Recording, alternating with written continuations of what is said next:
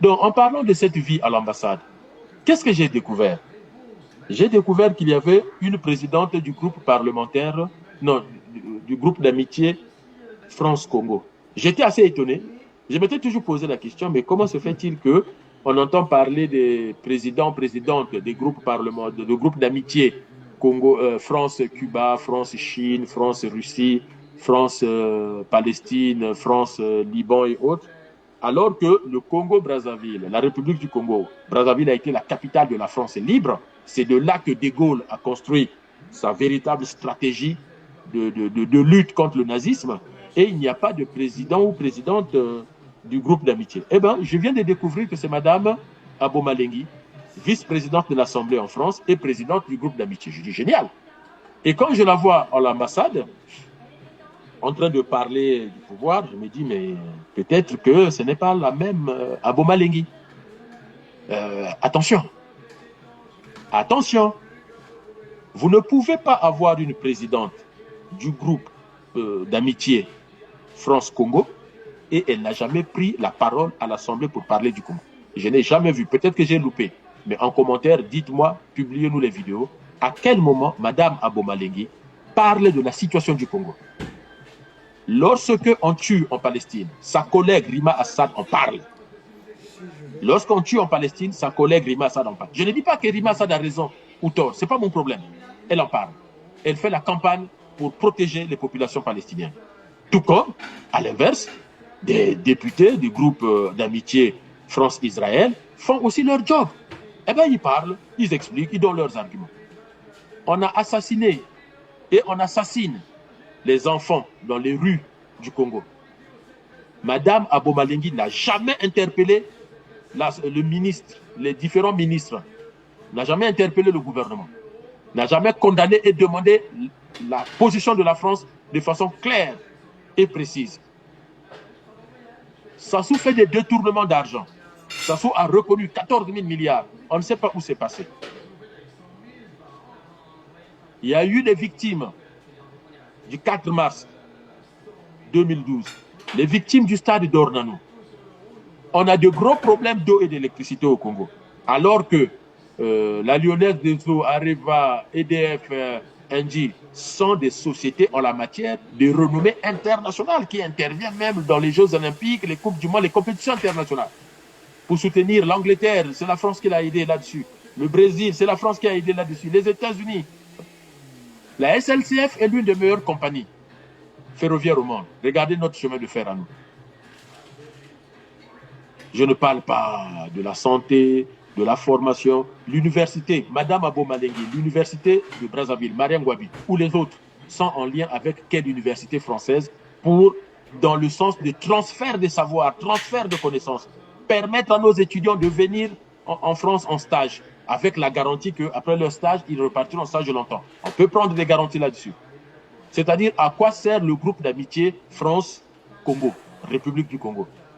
Est-ce pour faire de la rétention d'informations, parce que je ne vous entends pas parler de la situation du Congo, condamner les crimes qui se passent au Congo. Et je n'entends même pas Mélenchon parler des crimes. Moi, j'apprécie Mélenchon. J'entends Mélenchon parler des autres pays, de l'Iran, de la Palestine, de Cuba, du Venezuela. Je l'entends tout le temps. Et les Congolais. Alors, peuple congolais, retenez-le. Retenez-le. Avec la complicité de certains de nos compatriotes, l'Occident et les autres pays pillent notre pays. Parce que je suis choqué du silence de Mme Abomalenghi au Parlement français, alors qu'elle est écoutée, alors qu'elle préside certaines séances de l'Assemblée nationale. Elle n'a jamais condamné les assassinats des Koulouna. Elle n'a jamais pris la parole à l'Assemblée publique, la parole publique, pour dénoncer ce qui se passe au Congo. Le Congo, c'est un drame. Si Mme Abomalenghi pense que ce que fait Sassou, c'est bon, je lui demande, lorsqu'elle est à l'Assemblée, de se comporter comme à l'Assemblée congolaise. Parce que sinon, c'est de l'hypocrisie intellectuelle et c'est de la malhonnêteté intellectuelle et politique. On ne peut pas être en France, dire une chose et féliciter ce qui se passe dans des pays africains en général, mais au Congo, en République du Congo en particulier.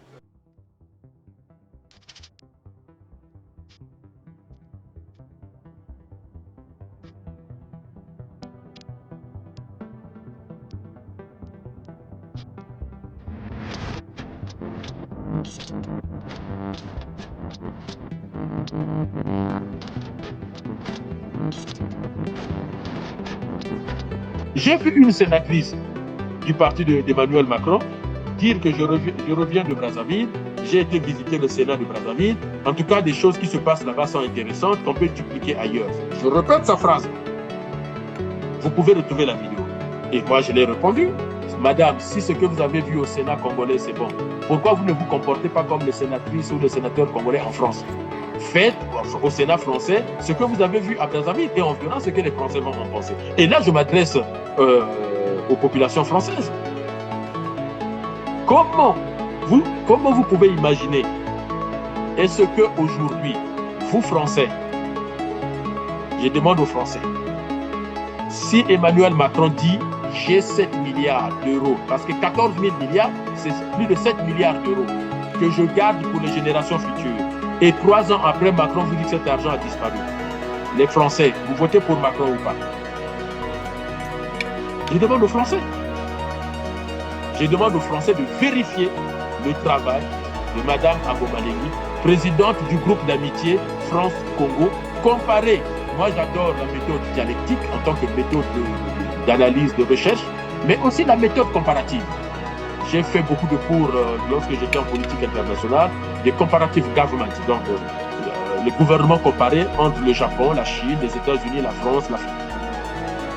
Prenez le travail des autres présidents des groupes d'amitié comparé à Mme Abomalengi. Comment se fait-il qu'elle fait de la rétention d'informations? C'est quoi le président ou la présidente d'un groupe parlementaire? Son travail, c'est quoi? C'est d'informer, je suppose, c'est d'informer le Parlement français de ce qui se passe dans le pays où elle est présidente de l'amitié du groupe entre les deux pays. Qu'est-ce qui se passe au Congo? On vient de chasser Mani Militari, les populations de Yoro, sous prétexte qu'on va céder ces terres-là à des étrangers qui vont construire des maisons. Les gens voient ce qui se passe en Afrique du Sud. Nous condamnons tous la xénophobie en Afrique du Sud. Je l'entends. Le comportement est inacceptable et d'ailleurs, on devait leur renvoyer la réciprocité. Mais n'empêche, quand le peuple a le sentiment que le gouvernement est corrompu et que le gouvernement ne fait rien parce qu'on est en train d'être dépossédé de notre pays, que voulez-vous que le peuple fasse? Regardez le comportement de Ramaphosa, qui reçoit publiquement ces gens-là. Et d'ailleurs, je vous laisse voir la vidéo.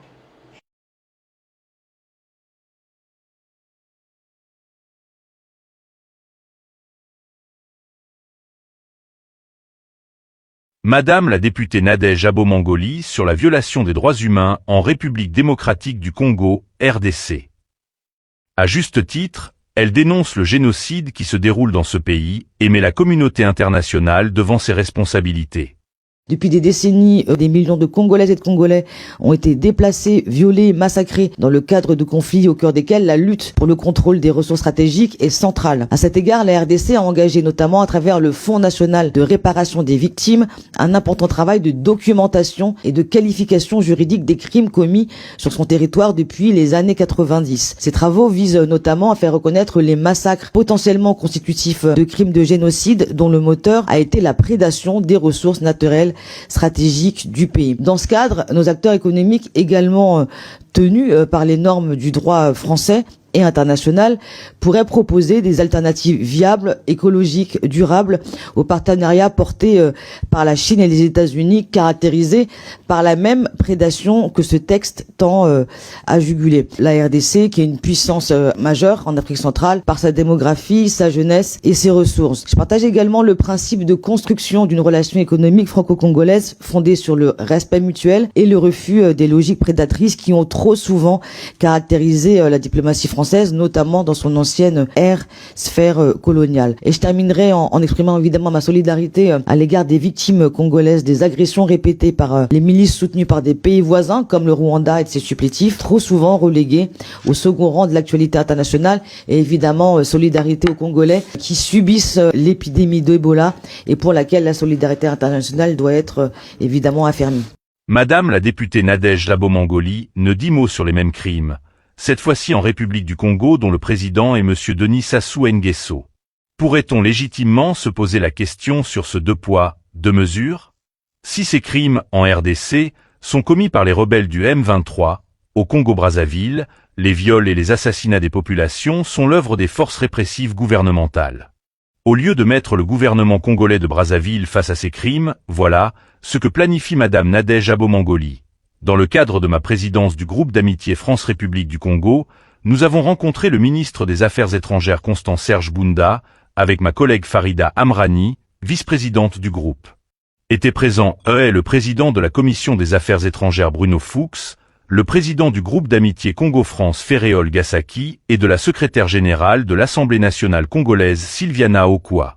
Ce dîner de travail avait notamment pour objectif de préparer au mieux le déplacement d'une délégation de parlementaires français au Congo. Des échanges francs et riches sur les sujets suivants: contexte international, droits sociaux, politiques et environnementaux, francophonie, passeport congolais bloqué, refus des visas étudiants vers les pistes de coopération. Je remercie les services de l'Assemblée nationale pour leur parfait accueil de nos homologues congolais, comme c'est toujours le cas pour l'ensemble des délégations étrangères reçues par les groupes d'amitié et les groupes d'études. Dites-nous, Madame Nadège Abo-Mangoli, qui êtes-vous réellement et quel rôle jouent LFI dans la protection du dictateur sanguinaire de Brazzaville? Pour votre gouverne, l'Assemblée nationale congolaise est issue d'un coup d'État constitutionnel suite à la modification de la Constitution de 2015. Cela ne vous dit-il rien? Un petit effort. 10 heures du matin à Kindamba, des dizaines de familles attendent de recevoir de l'aide alimentaire. Un homme nous demande de nous mettre à l'écart. Il veut nous raconter ce jour d'avril 2017 où des hommes en armes sont venus prendre de force des femmes dans son village. C'est les femmes non mariées qu'ils cherchaient, qu'ils l'ont pris. On vient vous trouver brutalement. C'est l'amour qu'on sait. Ils ont pris des femmes comme ça sous vos yeux? Oui. Sans programme, comme nous parlons, tu es la femme. Non. Avec l'arme, qu'est-ce que tu peux faire? Tu peux rien dire. Derrière lui, nous dit-il, plusieurs de ces femmes portent un enfant issu de ces relations forcées dans leurs bras. Non loin de là, une autre femme donne le sein à son fils de 2 mois, un enfant du viol qu'elle a subi avec ses 3 sœurs en forêt alors qu'elles allaient cultiver leur champ. Ils étaient 6 et ils avaient des armes. Ils nous ont encerclés et menacés avec leurs armes, nous n'avions pas le choix. Ils nous ont d'abord déshabillés puis ils nous ont violés. Par peur, les 3 sœurs ne sont plus jamais retournées dans leur champ. Depuis qu'on a abandonné nos champs, nous n'avons plus d'argent. Même pour nettoyer les couches de mon fils, je n'ai rien. Je suis obligée d'échanger le riz et les haricots qu'on nous distribue ici pour avoir ne serait-ce qu'un petit bout de savon. C'était il y a presque 1 an. Depuis, ni cette femme, ni sa grande sœur violée le même jour n'ont reçu le moindre soin. On souffre. J'ai mal dans le bas du ventre et dans mes parties génitales. Je sens des boules parfois et des démangeaisons. Ça me fait mal quand je vais aux toilettes. Mais comment aller voir un médecin alors que je n'ai pas d'argent? À l'hôpital de Kindamba, aucune femme n'est encore venue consulter pour viol, par honte ou par manque de moyens. Privé de médicaments et de l'essentiel de son personnel qui a fui le conflit, Gaston Gandvounou, surveillant général, se sent démuni. Il faudrait que le côté psychologique aussi soit traité. Et nous n'avons pas un psychologue. Ce n'est pas seulement les violences sexuelles. Il y a beaucoup de traumatismes. Des gens à qui on a brûlé les maisons, qui ont eu à faire des accidents vasculo-cérébraux par rapport à ce traumatisme. Nous traitons le côté médical. Il faudrait que l'autre côté-là soit traité également. À l'heure où l'on parle de paix dans le pool, la crainte des humanitaires, c'est que ces hommes et surtout ces femmes restent les victimes muettes et oubliées du conflit. Florence Maurice, de retour de Kindamba, RFI.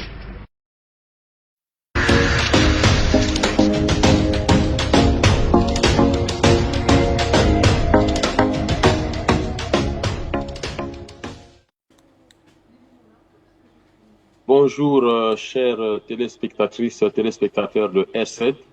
Bienvenue à notre chronique de R7. Je suis Didier Mouni-Volo, celui qui vous présente la chronique de ce jour.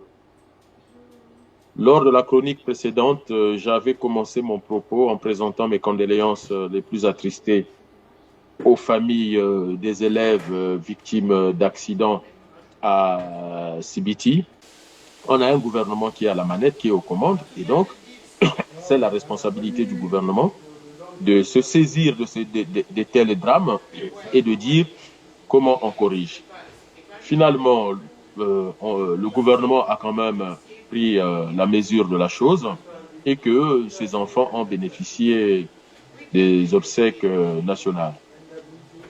Cela ne les fera pas revenir, mais si je reparle de cette situation-là, c'est pour dire qu'est-ce qu'on tire comme leçon, comme conséquence? Les drames surviennent.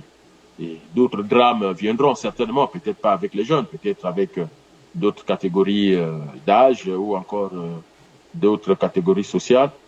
Mais aujourd'hui, quelle leçon nous devons tirer de cet événement? Il y en a eu d'autres d'ailleurs. Et qu'est-ce que nous pouvons faire pour protéger nos jeunes, sécuriser nos jeunes, éviter que notre jeunesse soit une jeunesse en perdition? Quand je le dis, parce que dans tous les pays du monde, les jeunes peuvent avoir des comportements à risque. Le cas de ces jeunes sur la moto, mais ce n'est pas seulement les jeunes sur la moto, peut-être aussi lié à la vitesse excessive, c'est peut-être lié à la route qui n'est pas bonne, c'est peut-être aussi lié aux motos qui n'étaient peut-être pas en bon état, je n'en sais rien, mais aujourd'hui maintenant, après ces obsèques, quelle leçon en tire? Je vous laisse regarder cette séquence des obsèques officielles de nos enfants qui nous ont quittés et ça nous rend vraiment tristes.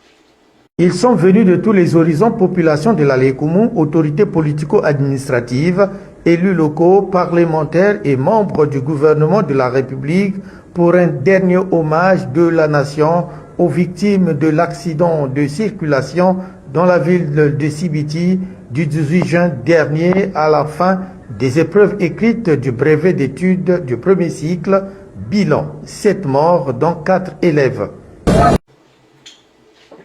Alors, nous venons de voir ces obsèques, bon, c'est moi qui dis obsèques nationales, parce qu'il y a un membre du gouvernement, il y a une cérémonie officielle, mais après, la première leçon que j'aimerais qu'on puisse tirer, c'est la sensibilisation dans les écoles, écoles primaires, à partir de CM1, CM2, pourquoi pas, le collège, chaque année, faire un rappel de ce qu'on entend par la sécurité routière.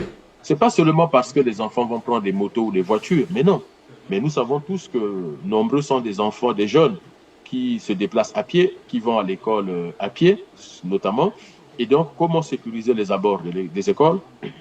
Comment donner à notre jeunesse, à nos enfants, des bribes de sécurité routière, de sorte que quand ils sont sur la route, qu'ils puissent faire attention, ce qui fait que si quelqu'un lui dit on monte à 4-5 sur une moto, comme il y a des sensibilisations à l'école, il y a des sensibilisations au sein des familles, donc il y a la prévention qui est faite, ils puissent faire attention en disant attends, non, on ne peut pas monter quand même autant sur une moto, c'est très dangereux. S'assurer que celui qui conduit la moto a bien un permis moto, pas un permis voiture, c'est deux choses différentes. Quand on a le permis B pour conduire un véhicule 5 places, on peut conduire les vélos ou les motos jusqu'à une certaine catégorie, autour de 125 cm3, et puis bon, selon les législations, il faut voir. Donc, faire ce travail de prévention et de sécurité routière auprès de nos enfants, même quand ils n'ont ni moto, ni voiture, mais au moins qu'ils sachent quel est le comportement des usagers sur la voie publique, sur la route. Aussi, une sensibilisation au comportement à risque. Être à plusieurs sur une moto, sur la voie publique, c'est un comportement à risque. La consommation d'alcool, alors attention, inutile de polémiquer, je ne dis pas que ces jeunes-là avaient consommé, non, je dis globalement, maintenant, il faut tirer les leçons, faire de la prévention santé à l'école, hein, la médecine scolaire, autour de l'alcoolisme ou de l'alcool tout court, autour des drogues, autour même des comportements sexuels ou sexualisés. On a vu des vidéos de ces élèves qui tenaient des propos qui ont choqué tout le monde, mais loin de condamner ces élèves-là seulement, oui, il faut condamner le comportement des enfants qui tiennent ces propos via les réseaux sociaux et puis en tenue scolaire et autres, mais aussi poser la question de la mission qu'on donne à notre ministère de l'Éducation nationale et de l'enseignement supérieur. C'est quoi la mission? Donc ça, il faut peut-être, je ne sais pas s'il faut faire les états généraux, il faut faire un livre blanc, allons-y. Mais la finalité, c'est comment sécuriser notre jeunesse, comment faire que la jeunesse congolaise, la jeunesse de la République du Congo, ne devienne pas une jeunesse suicidaire. Ça, là, on assiste on assiste à un suicide collectif de nos jeunes. Que ce soit les jeunes qu'on retrouve en tenue scolaire dans des bars en train de boire, que ce soit les jeunes qui publient les vidéos en parlant d'une manière dégradante des corps des femmes, que ce soit des jeunes sur la moto qui se tuent ou ces jeunes qu'on appelle abusivement des koulouna ou des bébés noirs, qui sont aussi, c'est aussi une forme de suicide collectif, de suicide social de notre jeunesse que de devenir délinquants, consommation de drogue et criminalité. Et donc, il faut aussi une réponse à ça. Tout ça, moi, quand j'étais à l'école en République populaire du Congo, à mon époque, c'était ça. Nous, on a connu, on est né, Marien Ngouabi était président de la République, donc on a connu la République populaire du Congo. On parlait de l'instruction civique, ce qui n'existe plus. Est-ce qu'il faut revenir au cours d'instruction civique ou est-ce que prendre les cours d'instruction civique, les diluer dans les cours d'histoire, dans les cours de français, on peut, donc, voilà, peu importe quel cours, eh ben, avoir comme ça des chapitres sur la citoyenneté. Qu'est-ce qu'un bon citoyen? Un bon citoyen, c'est quelqu'un qui connaît les lois de son pays, c'est quelqu'un qui connaît ses droits, mais c'est quelqu'un qui connaît aussi ses devoirs, si on peut résumer comme ça. Donc, apprendre à ces Congolais-là qu'ils sont filles et fils du Congo, la République du Congo, c'est quoi la Constitution, quelles sont les lois, au moins à ce niveau-là, qu'ils doivent connaître leur pays et faire l'effort de respecter tout cela. Ce qui suppose que, au niveau du gouvernement, c'est-à-dire que, puisqu'on a eu des obsèques nationales, lorsque Thierry Mongala, celui qu'on a plus vu, repart à Brazzaville, qu'est-ce qu'il doit faire? Eh bien, dans tous les pays du monde, Thierry Mongala, quand il repart à Brazzaville, il voit avec ses collègues ministres de l'Éducation nationale, pour les programmes scolaires, la vie scolaire, est-ce qu'il faut mettre des animateurs à l'école pour tel ou tel, comment on occupe les enfants à l'école, et comment on enseigne, qu'est-ce qu'on transmet. Le ministre de l'Enseignement supérieur, quel est le projet de l'université, des lycées. Le ministre de l'Intérieur, en termes de sécurité routière, qu'est-ce qu'on met en place? Est-ce qu'on met en place des contrôles techniques des voitures, des motos, en tout cas tout ce qui est roulant sur la voie publique? Est-ce qu'on revoit les contrôles, la sécurité routière, donc les contrôles des policiers gendarmes sur la voie publique? Comment contrôler le plus possible les véhicules, motos, voitures sur camions, autocars, sur la voie publique? Son collègue des travaux publics, est-ce que nos chaussées ne sont pas des chaussées qui créent aussi des accidents? Et puis, son collègue de la justice, pour voir quelle législation on met en place, quels sont les projets de loi, les différents projets de loi que le gouvernement va proposer pour donc atténuer ce genre de drame. Si on ne peut pas les annuler, ça fait partie de la vie, mais au moins, qu'est-ce que le pilote dans l'avion, c'est-à-dire le gouvernement, l'État, fait pour que ce genre de choses, au moins, ne se répètent pas avec une telle gravité. Nous avons pendant longtemps, nous les Congolais de la République du Congo, parlé d'océan du Nord qui est devenu l'océan de la mort. Parce que cette entreprise a endeuillé beaucoup de familles. Mais attention, et c'est même le cas dans cet accident, on a tendance à prendre en compte les morts, c'est-à-dire les personnes décédées. Mais je vous dis toujours, à chaque fois, quand il y a de tels accidents, de tels drames, qu'est-ce qu'on fait des victimes vivantes? Ces personnes qui vont être traumatisées, comment on les prend en charge? Mais ces personnes qui vont être handicapées. Il faut savoir que le handicap, il peut s'agir d'un handicap de naissance, mais on a aussi le handicap qui est causé par les accidents de la vie quotidienne.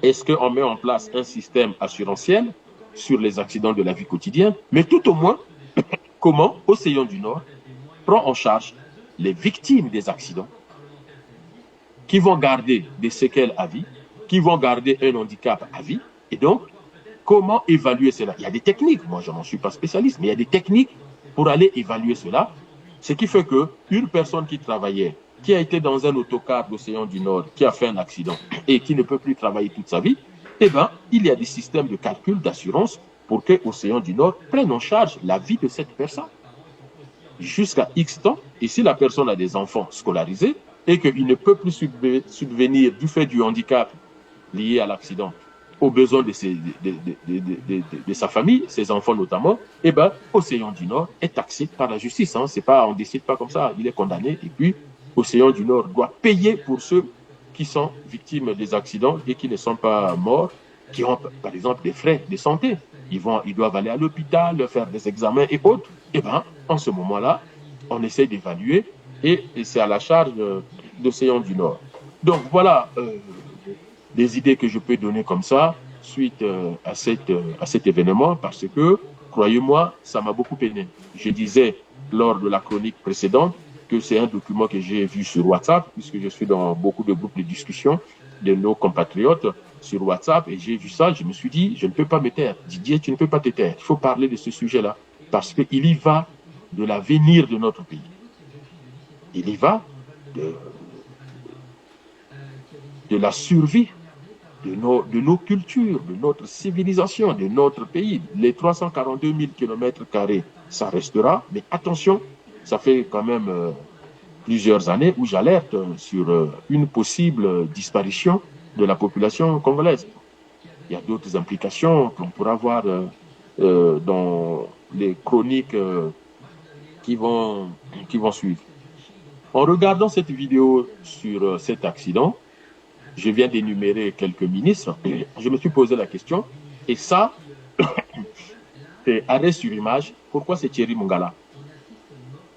Thierry Mongala est ministre de la communication, porte-parole du gouvernement, il peut être là. Mais je pose la question à Thierry Mongala et aux membres du gouvernement. Est-ce que Thierry Mongala est là en tant que fils de Sibiti?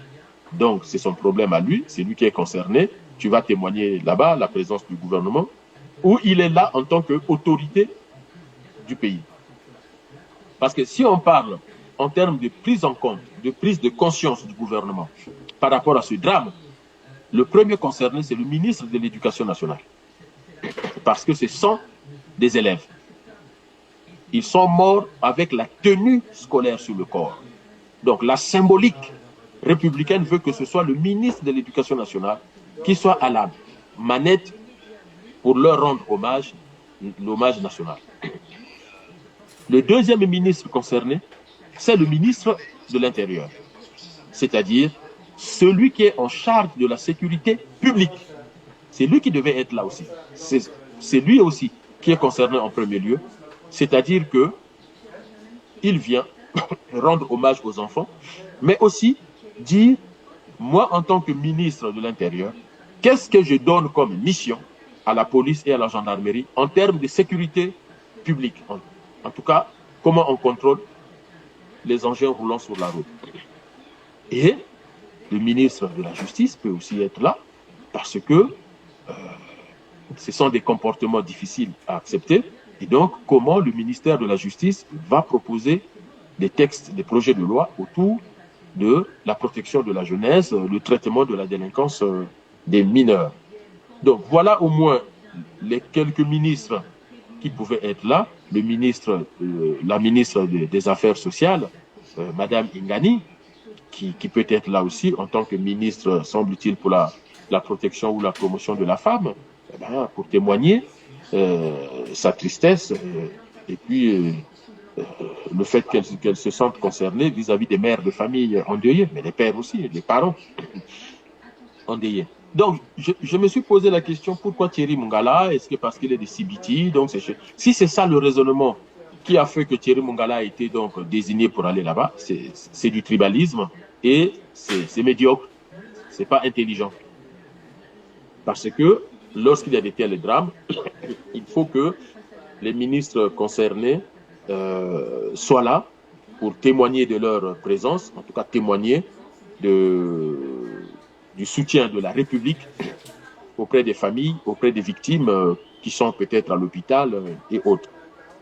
Au final, pour réaliser ce projet de civilisation, de culture pour notre pays et pour nos enfants, pour réaliser ces missions de prévention dans les écoles, mais même à l'université auprès des étudiants, il nous faut les moyens.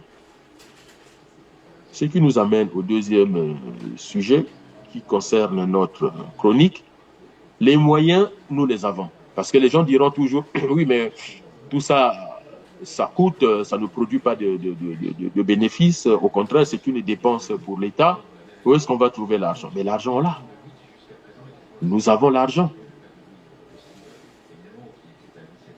Première chose qui fait que nous avons l'argent, écoutez la question, écoutez la réponse. Où va l'argent des générations futures? Je vais poser les trois questions, une question et une réponse. Où va l'argent des générations futures? Si les générations futures, c'est qu'il est pour les générations futures est gardé pour cela. Et on ne va pas donner à cette demoiselle, non? Il existe une réserve aujourd'hui pour ces générations futures, Monsieur le Président?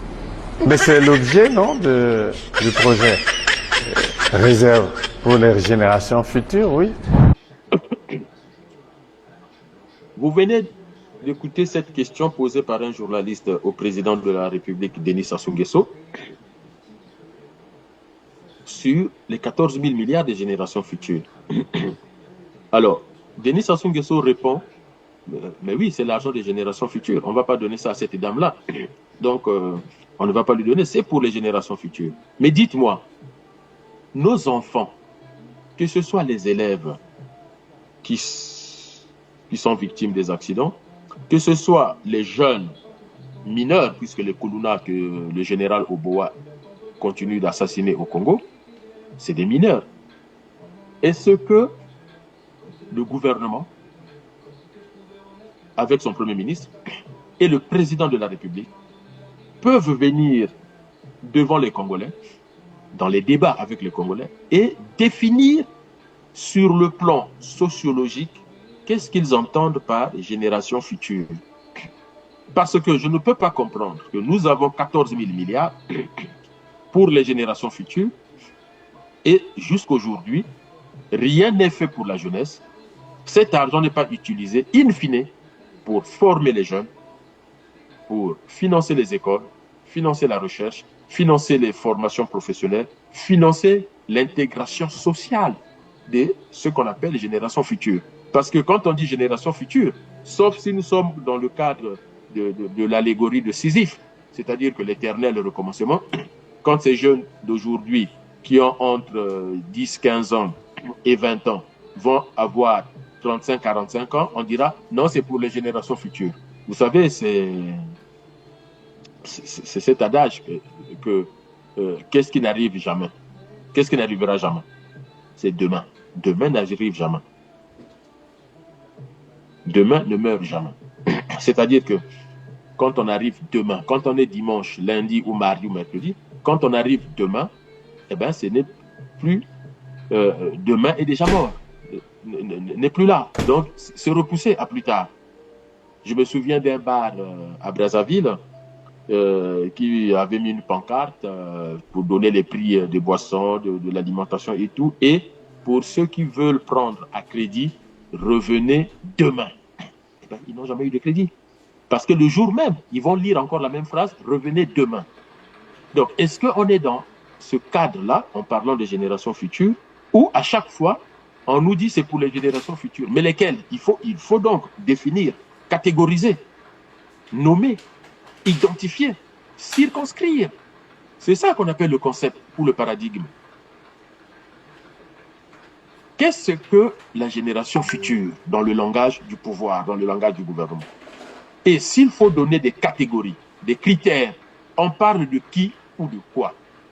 Si c'est les jeunes d'aujourd'hui, pourquoi on n'utilise pas l'argent pour préparer les générations futures? Et qu'est-ce qu'on entend par l'argent des générations futures? C'est pour faire quoi? Est-ce que c'est pour les préparer aujourd'hui, pour qu'ils soient les cadres, les techniciens, les ingénieurs, même les ouvriers agricoles, manœuvres, chemin de fer, bâtiments de demain?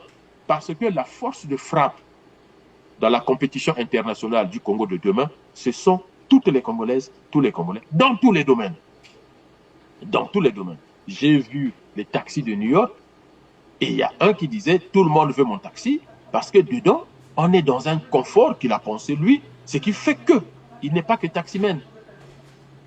C'est quelqu'un qui contamine ses clients de la joie, de la bonne humeur. J'ai vu ce documentaire, je crois que vous pouvez trouver ça sur YouTube, sur les taxis aux États-Unis.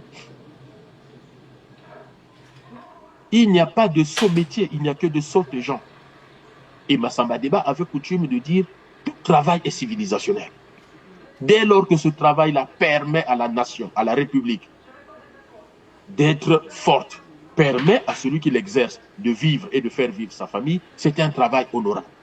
Alors, est-ce que cet argent des générations futures, c'est pour qu'on puisse définir une catégorie donnée aujourd'hui, hier déjà, à l'époque, c'était en réalité, en termes de politique publique et de politique sociale, quand on dit cet argent-là, c'est pour les générations futures, on a défini à partir de quelle année on veut frapper.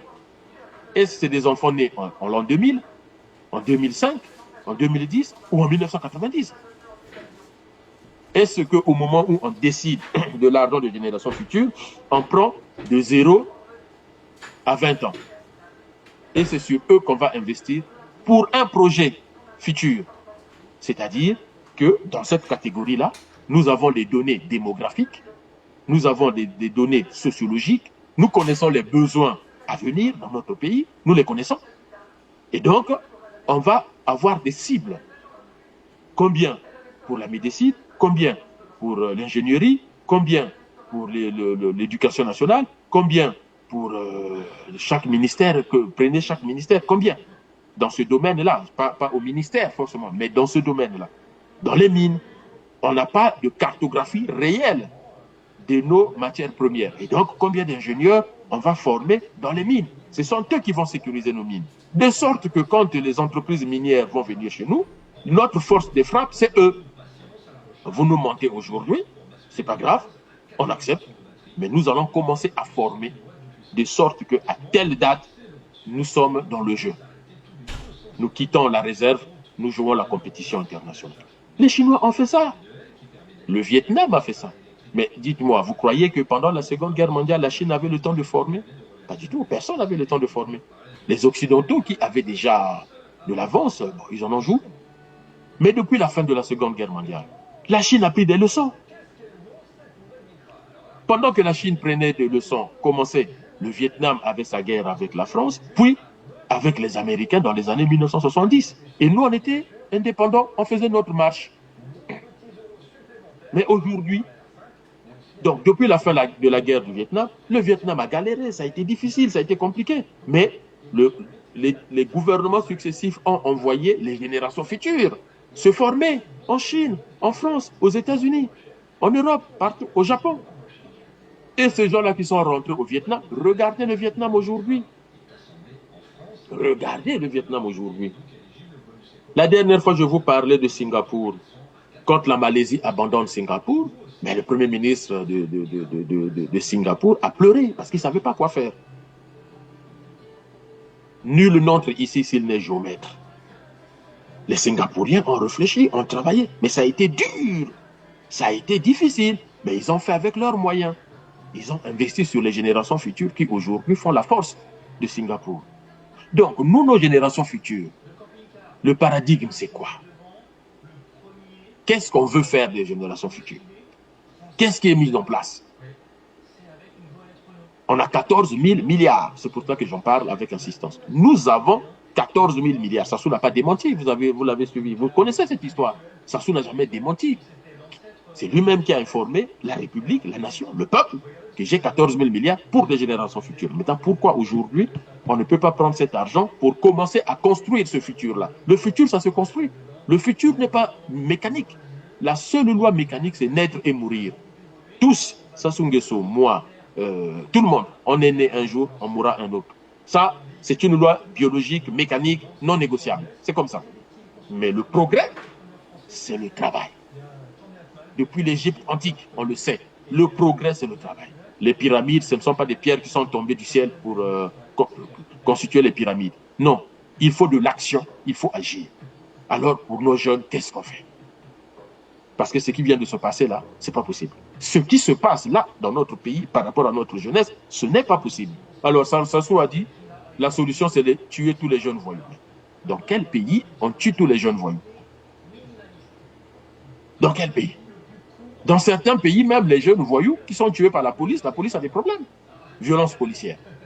En France, aux États-Unis, un peu, c'est comme ça. Et chez nous, on peut les prendre, ils sont arrêtés, menottés, on les met au sol, bam, 5 balles. C'est curieux. Vous dites que vous avez l'argent pour les former, pour les préparer pour l'avenir du Congo, le futur du Congo. Et parce que là, vous les assassinez. Donc l'argent, nous l'avons. Et les moyens, les richesses, nous avons. Le Congo est un pays riche. Le Congo n'est pas un pays pauvre. La preuve, regardez tous les contrats qui sont en train de signer. Mais qu'est-ce que nous avons compris aujourd'hui? Colline Makosso nous a dit il va réformer la fiscalité parce qu'il a 20 missions à accomplir. Il a échoué avec 12 batailles, mais il veut prendre 20 missions. Mais ça, c'est la rhétorique habituelle du pouvoir de Sassou Nguesso, c'est-à-dire on met un projet qui échoue, on ne fait aucune analyse, on ne fait aucun bilan, on ne va pas réfléchir pourquoi ça a échoué. On laisse tomber, on met du sable, on couvre, allez, on laisse tomber et on va prendre autre chose. Mais ce n'est pas comme ça.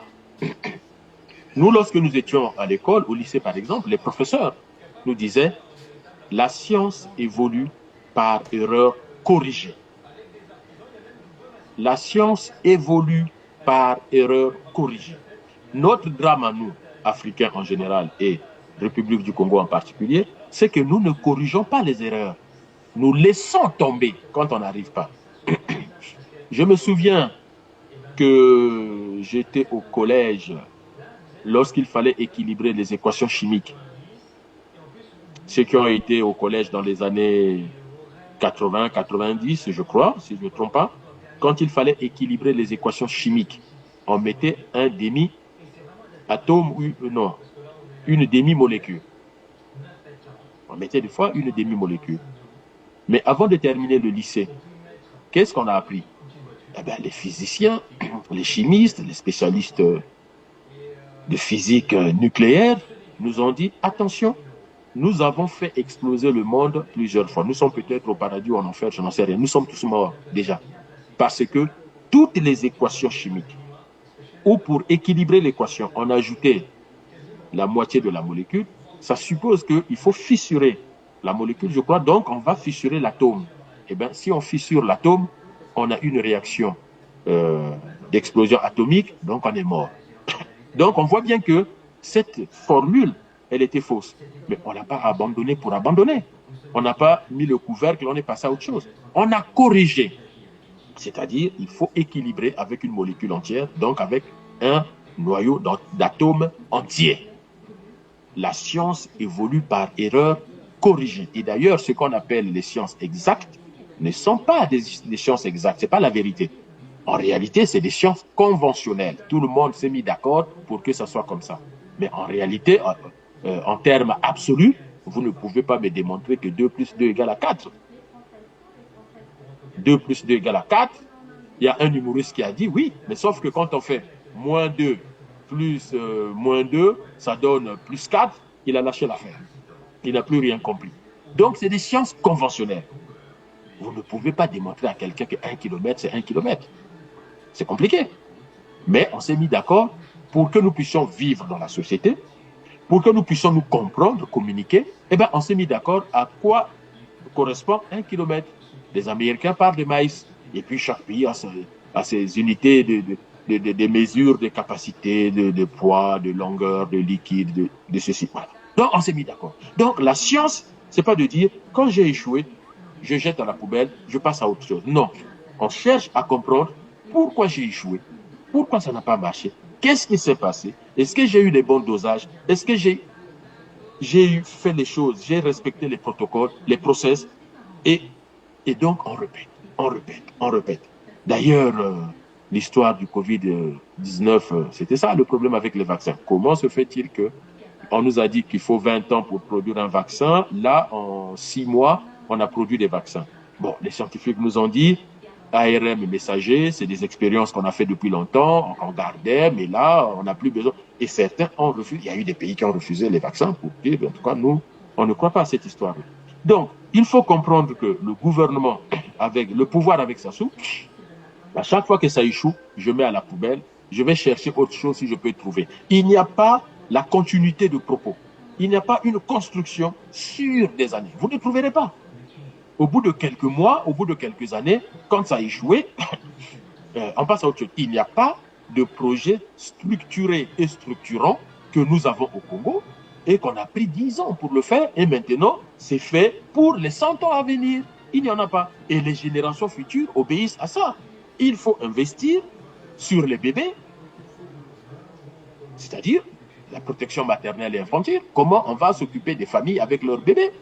Comment on va s'occuper de ces enfants-là qui vont à l'école maternelle, à l'école primaire, et ainsi de suite. Socrate et Platon, pour ceux qui ont lu la pédagogie de Socrate et Platon et Socrate, on les connaît comme des philosophes, mais ils sont connus en Grèce, d'abord comme des pédagogues. La philosophie, en tant que philosophe, c'est venu après. Platon et Socrate disaient qu'il faut à peu près 50 ans pour fabriquer un individu, le bon citoyen. Et d'ailleurs, c'est pour cela que dans la vie quotidienne, on n'a pas retenu les modèles pédagogiques de Platon et de Socrate parce qu'ils étaient trop durs. Quand vous lisez Platon et Socrate dans la construction de l'individu, du citoyen, mais ils étaient très très très durs avec les gens de leur époque ou la jeunesse. Donc vous voyez bien que nous vivons une vraie arnaque avec ce pouvoir-là, qui nous promet des générations futures, mais ils ne savent pas de quoi ils parlent. C'est des paroles qu'ils lancent en l'air comme ça, et au final, il n'y a pas vraiment de suite logique. Au-delà de ces 14 000 milliards, rappelez-vous que Sassou nous a beaucoup parlé des excédents budgétaires. Là aussi, ils n'en parlent plus. Mais depuis que nous avons fait le choix de décortiquer la parole de Sassou, eh ben, il parle moins. Et quand il parle, tout comme Kolne Makosso, pour tout dire et rien dire en même temps. Il ne parle plus d'excédents budgétaires. Le Congo n'est plus dans les excédents. Mais tout au moins, j'ai constaté une chose. Kolne Makosso dit il va réformer l'assiette fiscale. Et il rappelle qu'il y a quelques années, le Congo avait même atteint 4 000 milliards de francs CFA de recettes fiscales. Moi, j'aimerais bien que Kolne Makosso nous dise c'était en quelle année. Et si c'est vrai, qu'est-ce qu'il a fait de ces 4 000 milliards? Peut-être que ce n'était pas lui en ce moment-là, mais c'était Sassou, le président. Et donc, où sont passés les 4 000 milliards? Vous voyez bien qu'on nous ajoute des chiffres sans nous dire, mais in fine, qu'est-ce qu'on a fait de l'argent qu'on a pu récolter? C'est quand même curieux. Un autre exemple de la pagaille dans notre pays, en parlant de notre jeunesse, où on ne sait pas où est-ce qu'on les amène. Regardez cette vidéo.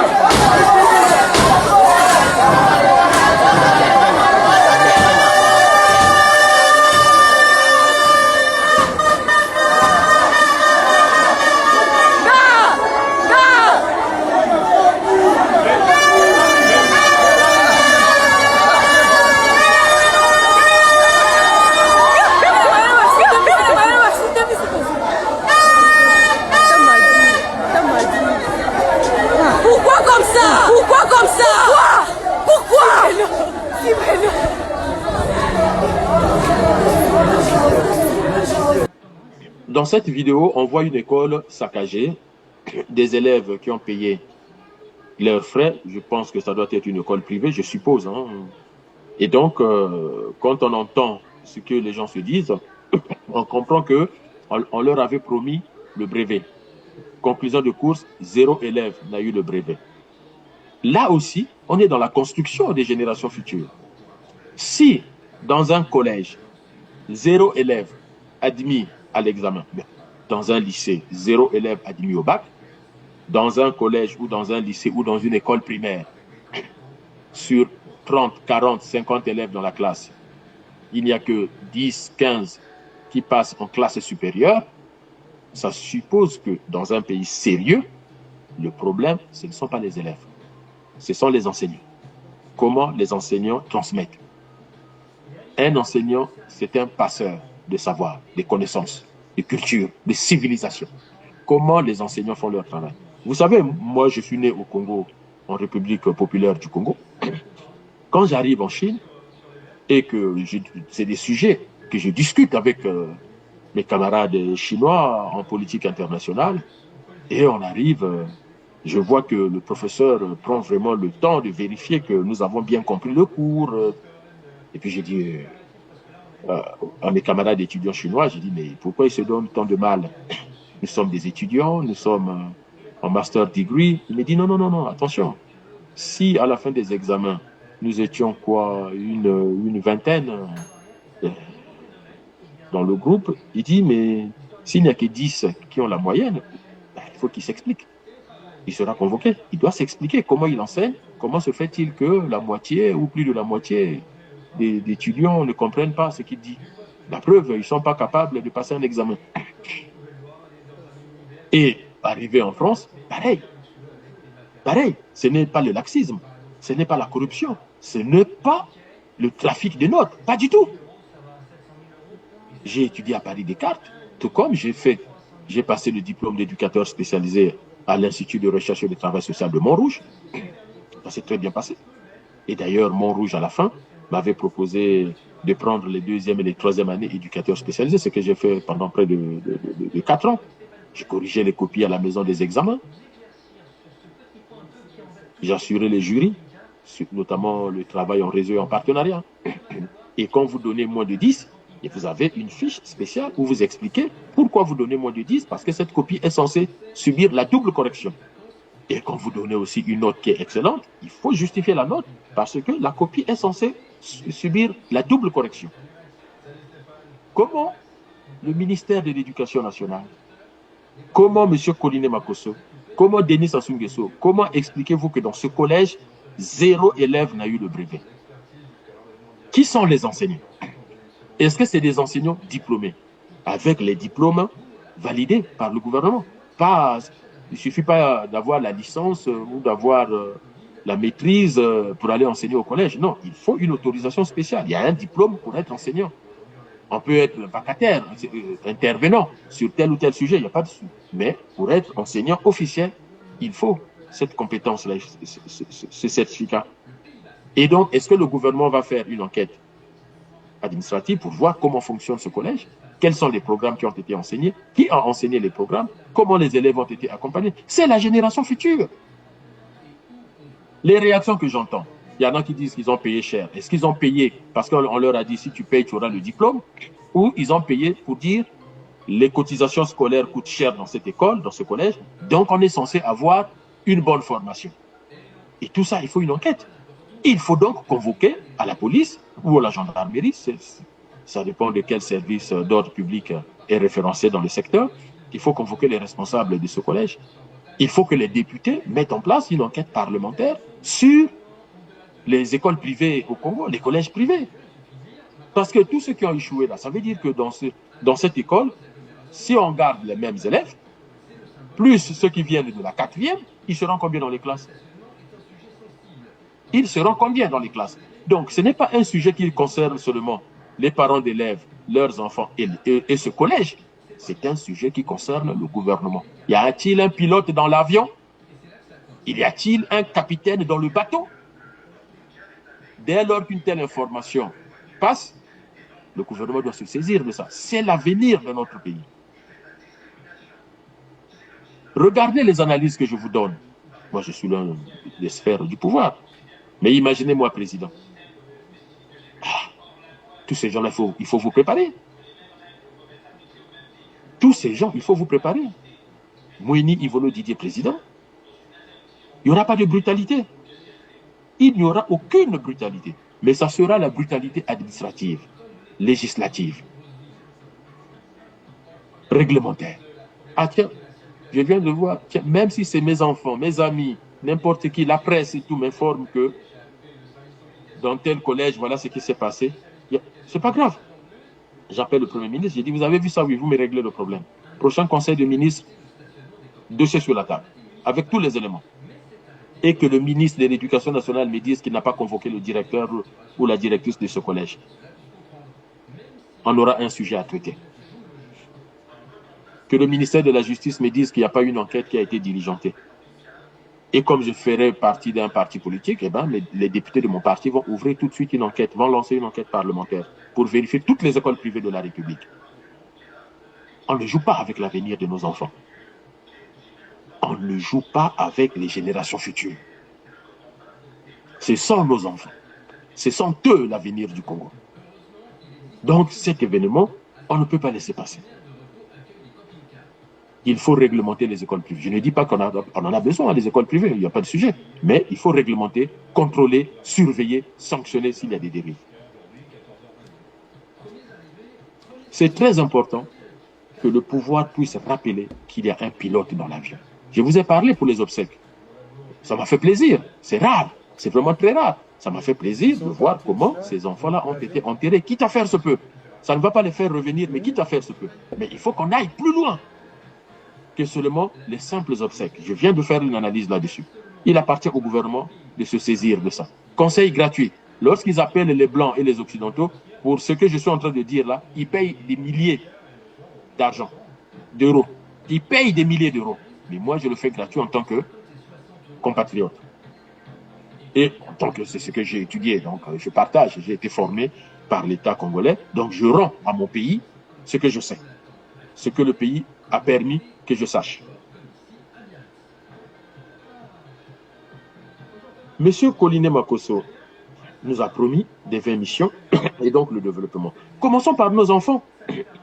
Parce que lorsque ce développement va arriver, nous, on ne sera plus là peut-être. Mais nos enfants doivent être prêts à affronter la tâche, à assumer les responsabilités. Donc, M. Koliné, c'est déjà ça. Et vous nous avez dit que la fiscalité congolaise peut largement suffire à régler tous ces problèmes.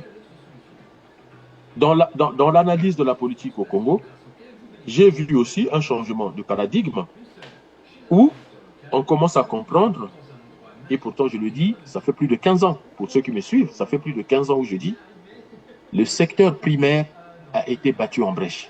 Les différentes révolutions industrielles qui sont arrivées avec l'informatique, la téléphonie et autres, nous démontrent que les matières premières ne suffisent plus à développer un pays, ne serait-ce qu'à permettre le progrès. Si vous voulez avoir le progrès, il faut donc investir dans l'intelligence. Et surtout, changer de comportement. Parce qu'aujourd'hui, on veut que notre pays avance, on veut que notre pays change, on néglige la jeunesse, on néglige donc les générations futures, mais on commet aussi les erreurs d'investissement où la richesse nationale est dilapidée, puisque nos comptes publics ne sont pas sécurisés jusque-là. Donc même les recettes de la fiscalité des personnes ou des entreprises, c'est une recette qui est dilapidée, on ne sait pas où ça passe. C'est M. Yoka qui en parle quand il fait sa réunion avec la douane. M. Yoka, réunion avec la douane, il en parle, mais c'est le débat entre les comptes publics doivent être à la banque postale ou au trésor public. Ça va de soi, c'est au trésor public. Mais regardez le débat. Mais aussi, à chaque fois qu'on a besoin d'argent, il faut aller emprunter parce qu'on ne sait pas où passe l'argent de notre fiscalité. Ce qui fait qu'aujourd'hui, on continue toujours à vendre les matières premières au lieu de transformer sur place. Si vous êtes en train de préparer la bataille des générations futures, il faut donc créer des emplois. Sassou ne peut pas dire « Missa les ali sous-souté, jeune de Sengeli va se débrouiller ». C'est faux. Le rôle du pouvoir, c'est de créer des emplois.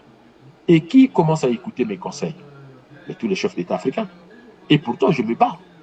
Je vous en parle tout le temps. Que nous devons avoir de l'industrie de pointe. Qu'est-ce que j'entends par là? Les ports ATC à Brazzaville, tout le long du fleuve de l'Ubangi, le port autonome de Pointe-Noire, je n'en parle même plus. Tous ces ports-là doivent driver des petites et moyennes entreprises, des petites et moyennes industries détenues par les Congolais. Détenues par les Congolais. Et c'est comme ça qu'on crée de l'emploi. Moi, si je suis électricien, soit je trouve du travail dans le service de maintenance du port, de la gare, de l'aéroport ou de n'importe quelle usine au Congo, ou je trouve du travail auprès d'une petite et moyenne entreprise qui s'occupe de la maintenance d'électricité, des contrôles obligatoires et autres dans ces industries-là. C'est comme ça qu'on crée de l'emploi. À l'aéroport de Brazzaville, à l'aéroport de Pointe-Noire, de Dolisie, d'Olombo, à Ouesso, qui est une frontière avec le Cameroun. Donc, comment on va donc utiliser les 14 000 milliards de générations futures et les recettes de la fiscalité et les recettes des richesses du Congo, pétrole, gaz, minerais, pour que cet argent sécurisé dans nos comptes publics ne soit pas à la disposition de la famille Sassou et de ses amis, les Thierry Mungala ou autres, ou les Koliné Makosso ou les Honoré Saï, que ce soit au service de la construction de la nation, les infrastructures, mais aussi construire les jeunes qui vont travailler demain. Si on ne fait pas ça, mais notre jeunesse va continuer comme ça, à être perdue. Et donc, aujourd'hui, nous voulons, semble-t-il, construire une deuxième raffinerie. Tantôt on va chercher les Russes, tantôt on va chercher les Chinois, et maintenant on va chercher Dangote. Mais Sassou est revenu en 97. Est-ce que Thierry Mungala, Koliné Makosso, peut nous faire une étude ressources humaines, une prospective RH pour nous dire depuis 2000, je prends l'année 2000, parce que Sassou, quand il est arrivé, il a dit il était fatigué, la guerre l'avait épuisé, il a pris 5 ans où il a dirigé le Congo sans constitution, il voulait se reposer. Bon, prenons depuis 2000, on ne va pas lui accorder 5 ans, c'est trop, 3 ans. Allez, de 2000 à 2026, est-ce que Koliné Makosso peut me dire, dans le pétrole, quels sont les ingénieurs que le pouvoir a formés?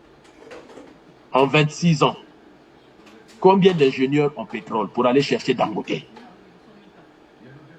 On nous parle de Lucien Ebata et on nous parle de Willy Etoka.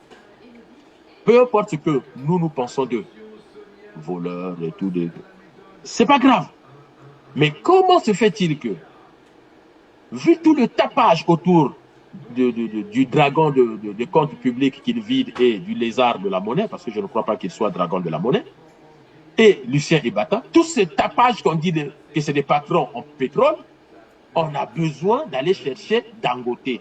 Il faut que Willy Etoka et Lucien Ebata viennent nous expliquer en 26 ans comment se fait-il qu'ils ne se sont pas construits les mêmes compétences que Dangote pour que ce soit eux.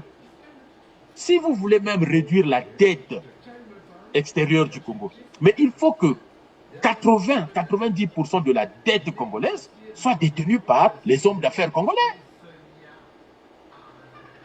Parce qu'en faisant venir Dangote, qu'est-ce que vous croyez qu'on va créer? On est en train de créer encore une dette du Congo vis-à-vis de Dangote, donc vis-à-vis du Nigeria.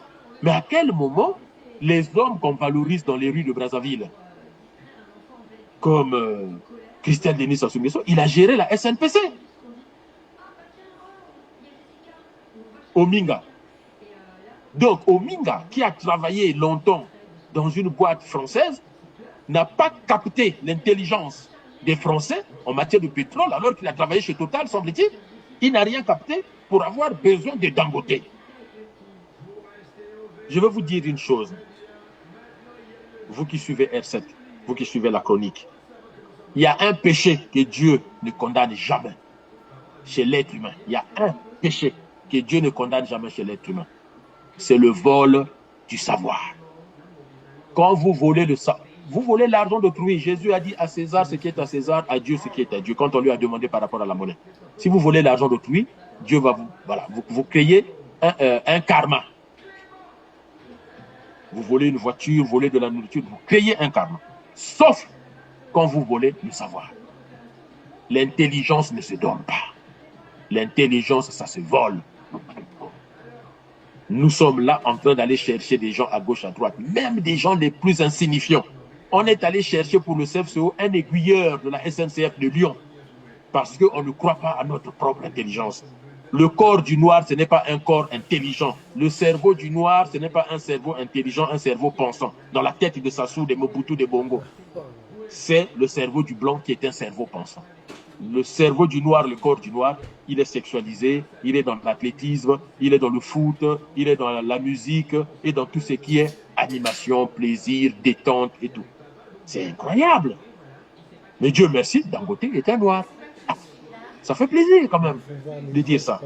Alors, en quoi, quelle est la différence entre Dangote, Lucien Ibata, Willy Etoka, Christian Denis Sassou Nguesso? Est-ce que c'est une différence de degré ou de nature? Si c'est une différence de nature, c'est-à-dire que dans cette famille-là de Sassou Nguesso, c'est la jouissance qui compte, allons-y. Donc il faut se débarrasser d'eux. Mais si c'est une différence de degré, mais pourquoi on ne modifie pas? Si Dangote vibre à 80, mais on monte à 80. Mais si nous sommes en 80, alors que ça nous envoie à la débauche et qu'il faut vibrer à 40 comme Dangote, mais descendons la vibration à 40. Dites-moi, en 26 ans, comment se fait-il qu'on a besoin de Dangote pour faire quelque chose chez nous? Coliné Makosso, vous êtes avec Sassou depuis longtemps. Depuis le cabinet d'Antoinette, le ministère de l'Éducation nationale, Premier ministre aujourd'hui. En 26 ans, vous avez formé qui? Quelles sont vos références? Et comment vous avez fabriqué le capital national? Je rappelle que nous avons Gilbert Ondongo, qui a enseigné à la faculté des sciences économiques. Il en a même été comme la chef du département, je ne sais pas comment vous l'appelez. Je rappelle que le conseiller économique de Sassou s'appelle Louis Bakabadio, un des grands noms de l'économie au Congo. Et je rappelle que M. Yoka, comme M. Ngatse et les autres, c'est des têtes. Et vous avez formé dans chaque domaine. Est-ce que pour faire une route au Congo, on a encore besoin de faire appel aux Chinois? Mais les Chinois ont fait combien de routes au Congo? Et à quel moment vous allez copier? Je vous donne une référence, vous pouvez vérifier. Madeleine Albright, je crois que c'est elle, secrétaire d'État aux États-Unis, en conflit avec la Chine. Parce que les Chinois, vers la fin des années 1980, donc on s'approche aux années 2000, je crois que c'est en 98 ou 99, grand conflit entre la Chine et les États-Unis, parce que Albright accuse les ingénieurs en armement chinois d'avoir volé les modèles, les prototypes aux Américains. Parce que la Chine fabrique les armes en ce moment-là. Et moi, je suis étudiant en politique internationale à Shanghai. On connaît bien cette histoire où il y a eu une montée de tensions entre la Chine et les États-Unis parce qu'on suppose que les Chinois avaient volé ces prototypes aux Américains et ils ont fabriqué chez eux. Vous avez beaucoup de documentaires où on vous parle de tel modèle d'avions de chasse chinois qui rappellent à bien des égards les avions soit américains, soit européens. La Chine a acheté, je crois, 2 ou 3 Airbus aux Européens, dont un n'a jamais été retrouvé. Quelques années, la Chine a sorti son propre avion. Est-ce qu'ils ont volé la technologie et autres? Le sujet, c'est peut-être ça, peut-être pas. Mais moi, ce que je suis en train de dire, en 26 ans, quand vous avez les moyens que nous avons au Congo, comment vous expliquez qu'on a formé personne pour avoir encore besoin des Français? Oui, on peut toujours, dans le cadre des échanges, oui, dans les échanges d'universités, des écoles de technologie, des think tanks, ça oui. Mais à quel moment on devient quand même indépendant, entre griffes? Il n'y a pas l'indépendance totale, mais indépendant dans certains domaines. Si nous n'avons pas, je vous dis, si nous n'avons pas la transformation sur place dans nos pays, je vous le dis, ça fait 15 ans que je le dis. Si on ne peut pas transformer, pas totalement, mais pour nos besoins internes, et peut-être pour exporter les produits finis. C'est comme ça qu'on crée des emplois maintenant. Et le Ghana ordonne à 3 sociétés minières internationales de transférer leurs activités à des entreprises locales. Elles ont jusqu'à décembre 2026 pour s'exécuter selon l'autorité de régulation minière. Il s'agit de l'américain Newmont, du sud-africain AngloGold et du chinois Zijin. Ces 3 sociétés exploitent actuellement les mines avec leur propre personnel. Le Ghana, premier producteur d'or d'Afrique, a révisé ses règles en matière de propriété locale en janvier 2025. La nouvelle réglementation exige entre autres que tous les exploitants miniers exercent sous contrat. À cet effet, l'exploitation à ciel ouvert doit être assurée par des entreprises entièrement détenues par des Ghanéens, tandis que l'exploitation souterraine doit être menée par des sociétés détenues à au moins 50% par des Ghanéens. Hormis les 3 sociétés citées, presque toutes les grandes sociétés minières du Ghana sont déjà passées à l'exploitation minière sous contrat, ont déclaré 2 responsables gouvernementaux. Newmont a demandé un délai jusqu'à juillet 2027 pour se mettre en conformité, invoquant des exigences en tant que société cotée en bourse. Le régulateur a rejeté cette requête et a souligné que d'autres sociétés minières cotées, dont Gold Fields, suivent déjà les nouvelles dispositions. Des sources gouvernementales indiquent que ces nouvelles règles visent à renforcer les capacités des entreprises minières ghanéennes et conserver une plus grande partie de la valeur ajoutée dans le pays. Newmont, AngloGold et Zijin ont donc jusqu'à la fin de cette année pour respecter la nouvelle réglementation sous peine de lourdes sanctions. Les gouvernements africains ont durci les règles minières afin de générer davantage de recettes dans un contexte de hausse des prix des minerais et des métaux précieux.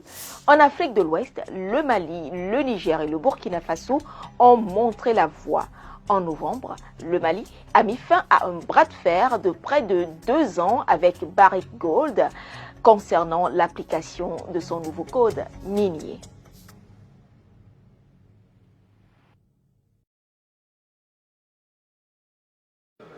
Vous venez de suivre ce document sur le Ghana, où le Ghana donne un délai. Il dit, si ces 3 compagnies ne peuvent pas, c'est bon, on arrête, nous on récupère.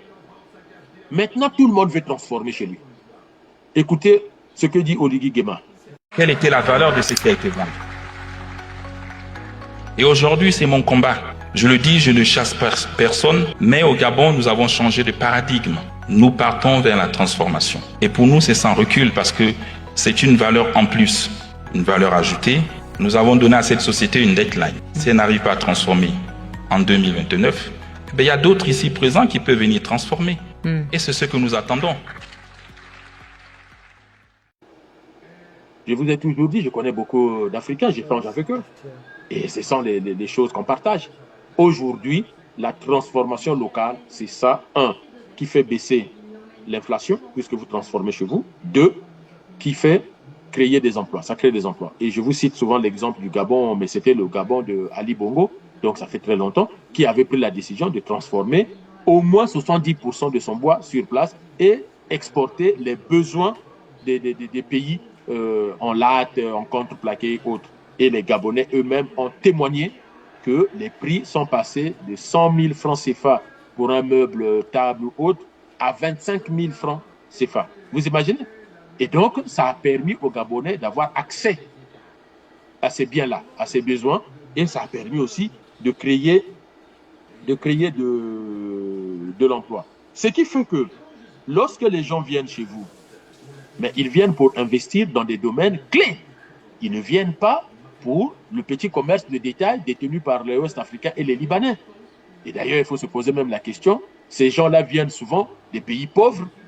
Le Liban est un pays pauvre. Je regardais encore sur Internet et j'étais très étonné. Le Liban, c'est 5 800 000 habitants pour 10 000 km², 10 452 km². Le Liban est beaucoup trop petit que la cuvette ou la Sangha.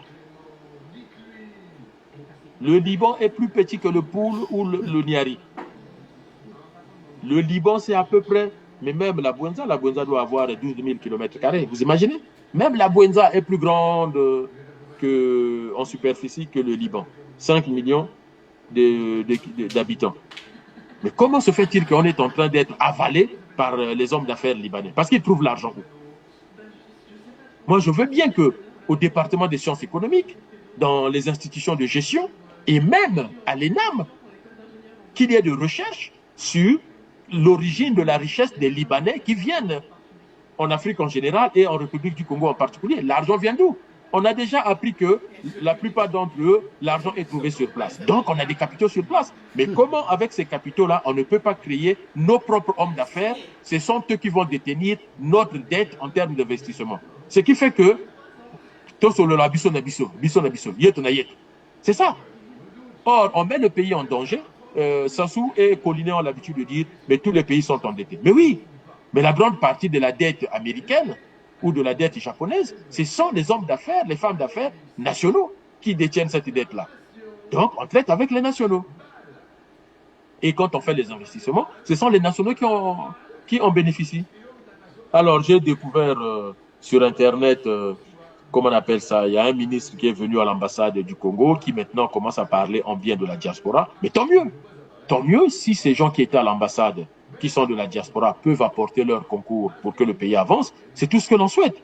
Mais ça ne sert à rien de nous prendre pour des idiots. J'ai vu comment un ministre a voulu féliciter ou montrer à Théo Blaise Kounkou qu'il appréciait sa musique ou je ne sais pas quoi. J'ai lu un article d'une Congolaise là-dessus, sauf que quand on crée les musées, Théo Blaise Kounkou n'est pas là. Il n'est pas valorisé.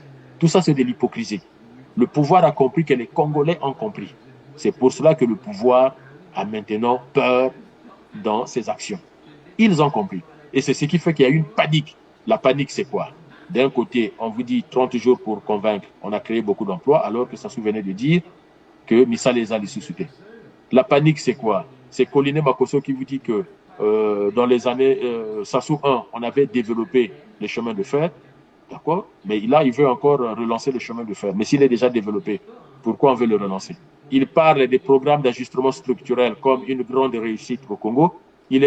En Afrique, il est le seul à le dire. Aboudou Diouf a bien expliqué comment ces programmes d'ajustement structurel sont arrivés et que ça a été un vrai désastre pour l'Afrique. Tous les économistes le disent, tous les financiers le disent, que les programmes d'ajustement structurel au Congo, en tout cas dans le monde, même en Amérique du Sud, ça n'a jamais réussi.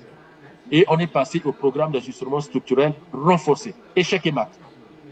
C'est là où il y a eu le discours de la boule. Mais Koliné Makosso est dans la réécriture de l'histoire et il est dangereux pour la République. Pour notre pays, Koliné Makosso, c'est vraiment un vrai danger. Parce que je ne sais pas s'il est amnésique. Si c'est de l'amnésie, moi j'accepte le débat avec lui. Je suis Congolais de la République du Congo. J'ai fait mes études universitaires au Congo. Je connais mon pays. Pas autant que lui. Lui, il est dans les dossiers. Mais moi, je suis dans la réalité des Congolais. Je suis dans la réalité des Congolais. Donc, on peut débattre. En tant que moi, je suis citoyen congolais, je peux débattre avec le Premier ministre de mon pays. Il n'y a pas de sujet. Il n'y a pas de souci. Sur la chaîne qu'il veut, il n'y a pas de souci. Et d'ailleurs, il privilégie d'aller expliquer aux chaînes européennes et françaises notamment, et non pas d'expliquer au Congo. Donc, en parlant de cette vie à l'ambassade, qu'est-ce que j'ai découvert? J'ai découvert qu'il y avait une présidente du groupe parlementaire, non, du groupe d'amitié France-Congo. J'étais assez étonné. Je m'étais toujours posé la question, mais comment se fait-il que on entend parler des présidents, présidentes des groupes parlementaires, de groupes d'amitié Congo, France-Cuba, France-Chine, France-Russie, France-Palestine, France-Liban et autres, alors que le Congo-Brazzaville, la République du Congo, Brazzaville a été la capitale de la France libre. C'est de là que De Gaulle a construit sa véritable stratégie de lutte contre le nazisme. Et il n'y a pas de président ou présidente du groupe d'amitié. Eh bien, je viens de découvrir que c'est Madame Abomalengi, vice-présidente de l'Assemblée en France et présidente du groupe d'amitié. Je dis génial. Et quand je la vois à l'ambassade, en train de parler du pouvoir, je me dis, mais peut-être que ce n'est pas la même Abomalengi. Attention. Attention. Vous ne pouvez pas avoir une présidente du groupe d'amitié France-Congo et elle n'a jamais pris la parole à l'Assemblée pour parler du Congo. Je n'ai jamais vu. Peut-être que j'ai loupé. Mais en commentaire, dites-moi, publiez-nous les vidéos. À quel moment Madame Abomalengi parle de la situation du Congo? Lorsque on tue en Palestine, sa collègue Rima Assad en parle. Lorsqu'on tue en Palestine, sa collègue Rima Assad en parle. Je ne dis pas que Rima Assad a raison ou tort. Ce n'est pas mon problème. Elle en parle. Elle fait la campagne pour protéger les populations palestiniennes. Tout comme, à l'inverse, des députés du groupe d'amitié France-Israël font aussi leur job. Eh bien, ils parlent, ils expliquent, ils donnent leurs arguments. On a assassiné et on assassine les enfants dans les rues du Congo. Madame Abomalengi n'a jamais interpellé le ministre, les différents ministres, n'a jamais interpellé le gouvernement, n'a jamais condamné et demandé la position de la France de façon claire et précise. Sassou fait des détournements d'argent. Sassou a reconnu 14 000 milliards. On ne sait pas où c'est passé. Il y a eu des victimes du 4 mars 2012. Les victimes du stade d'Ornano. On a de gros problèmes d'eau et d'électricité au Congo. Alors que la Lyonnaise des Eaux, Areva, EDF, Engie sont des sociétés en la matière de renommée internationale qui interviennent même dans les Jeux Olympiques, les Coupes du Monde, les compétitions internationales. Pour soutenir l'Angleterre, c'est la France qui l'a aidé là-dessus. Le Brésil, c'est la France qui a aidé là-dessus. Les États-Unis. La SNCF est l'une des meilleures compagnies ferroviaires au monde. Regardez notre chemin de fer à nous. Je ne parle pas de la santé, de la formation. L'université, Madame Abomalengui, l'université de Brazzaville, Mariam Gouabi, ou les autres, sont en lien avec quelle université française pour, dans le sens de transfert des savoirs, transfert de connaissances, permettre à nos étudiants de venir en France en stage, avec la garantie qu'après leur stage, ils repartiront en stage longtemps. On peut prendre des garanties là-dessus. C'est-à-dire, à quoi sert le groupe d'amitié France-Congo, République du Congo? Est-ce pour faire de la rétention d'informations? Parce que je ne vous entends pas parler de la situation du Congo, condamner les crimes qui se passent au Congo. Et je n'entends même pas Mélenchon parler des crimes. Moi, j'apprécie Mélenchon. J'entends Mélenchon parler des autres pays, de l'Iran, de la Palestine, de Cuba, du Venezuela. Je l'entends tout le temps. Et les Congolais. Alors, peuple congolais, retenez-le. Retenez-le. Avec la complicité de certains de nos compatriotes, l'Occident et les autres pays pillent notre pays. Parce que je suis choqué du silence de Mme Abomalengui au Parlement français, alors qu'elle est écoutée, alors qu'elle préside certaines séances de l'Assemblée nationale. Elle n'a jamais condamné les assassinats des Koulouna. Elle n'a jamais pris la parole à l'Assemblée publique, la parole publique, pour dénoncer ce qui se passe au Congo. Le Congo, c'est un drame. Si Mme Abomalengui pense que ce que fait Sassou, c'est bon, je lui demande, lorsqu'elle est à l'Assemblée, de se comporter comme à l'Assemblée congolaise. Parce que sinon, c'est de l'hypocrisie intellectuelle et c'est de la malhonnêteté intellectuelle et politique. On ne peut pas être en France, dire une chose et féliciter ce qui se passe dans des pays africains en général, mais au Congo, en République du Congo en particulier.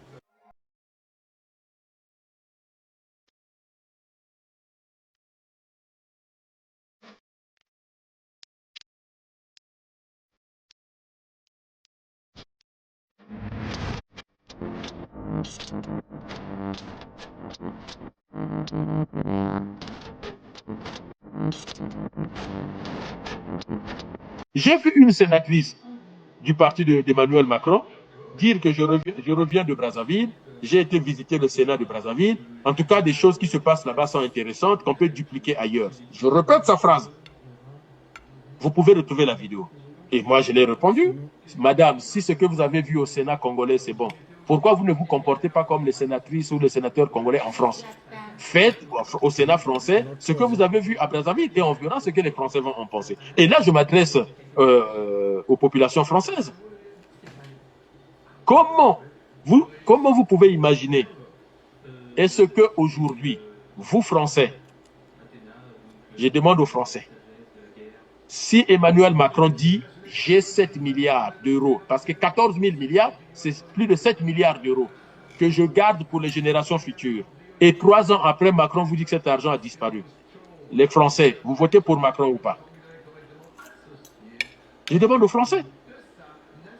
Je demande aux Français de vérifier le travail de Mme Abomalengui, présidente du groupe d'amitié France-Congo, comparé. Moi, j'adore la méthode dialectique en tant que méthode d'analyse, de recherche, mais aussi la méthode comparative. J'ai fait beaucoup de cours lorsque j'étais en politique internationale, des comparative government, donc le gouvernement comparé entre le Japon, la Chine, les États-Unis, la France, l'Afrique. Prenez le travail des autres présidents-présidentes des groupes d'amitié comparé à Mme Abomalengui. Comment se fait-il qu'elle fait de la rétention d'informations? C'est quoi le président ou la présidente d'un groupe parlementaire? Son travail, c'est quoi? C'est d'informer, je suppose, hein, c'est d'informer le Parlement français de ce qui se passe dans le pays où elle est présidente de l'amitié du groupe entre les deux pays. Qu'est-ce qui se passe au Congo? On vient de chasser Mani Militari, les populations de Yoro, sous prétexte qu'on va céder ces terres-là à des étrangers qui vont construire des maisons. Les gens voient ce qui se passe en Afrique du Sud. Nous condamnons tous la xénophobie en Afrique du Sud. Je l'entends. Le comportement est inacceptable et d'ailleurs on devait leur renvoyer la réciprocité. Mais n'empêche, quand le peuple a le sentiment que le gouvernement est corrompu et que le gouvernement ne fait rien parce qu'on est en train d'être dépossédé de notre pays, que voulez-vous que le peuple fasse? Regardez le comportement de Ramaphosa, qui reçoit publiquement ces gens-là. Et d'ailleurs, je vous laisse voir la vidéo.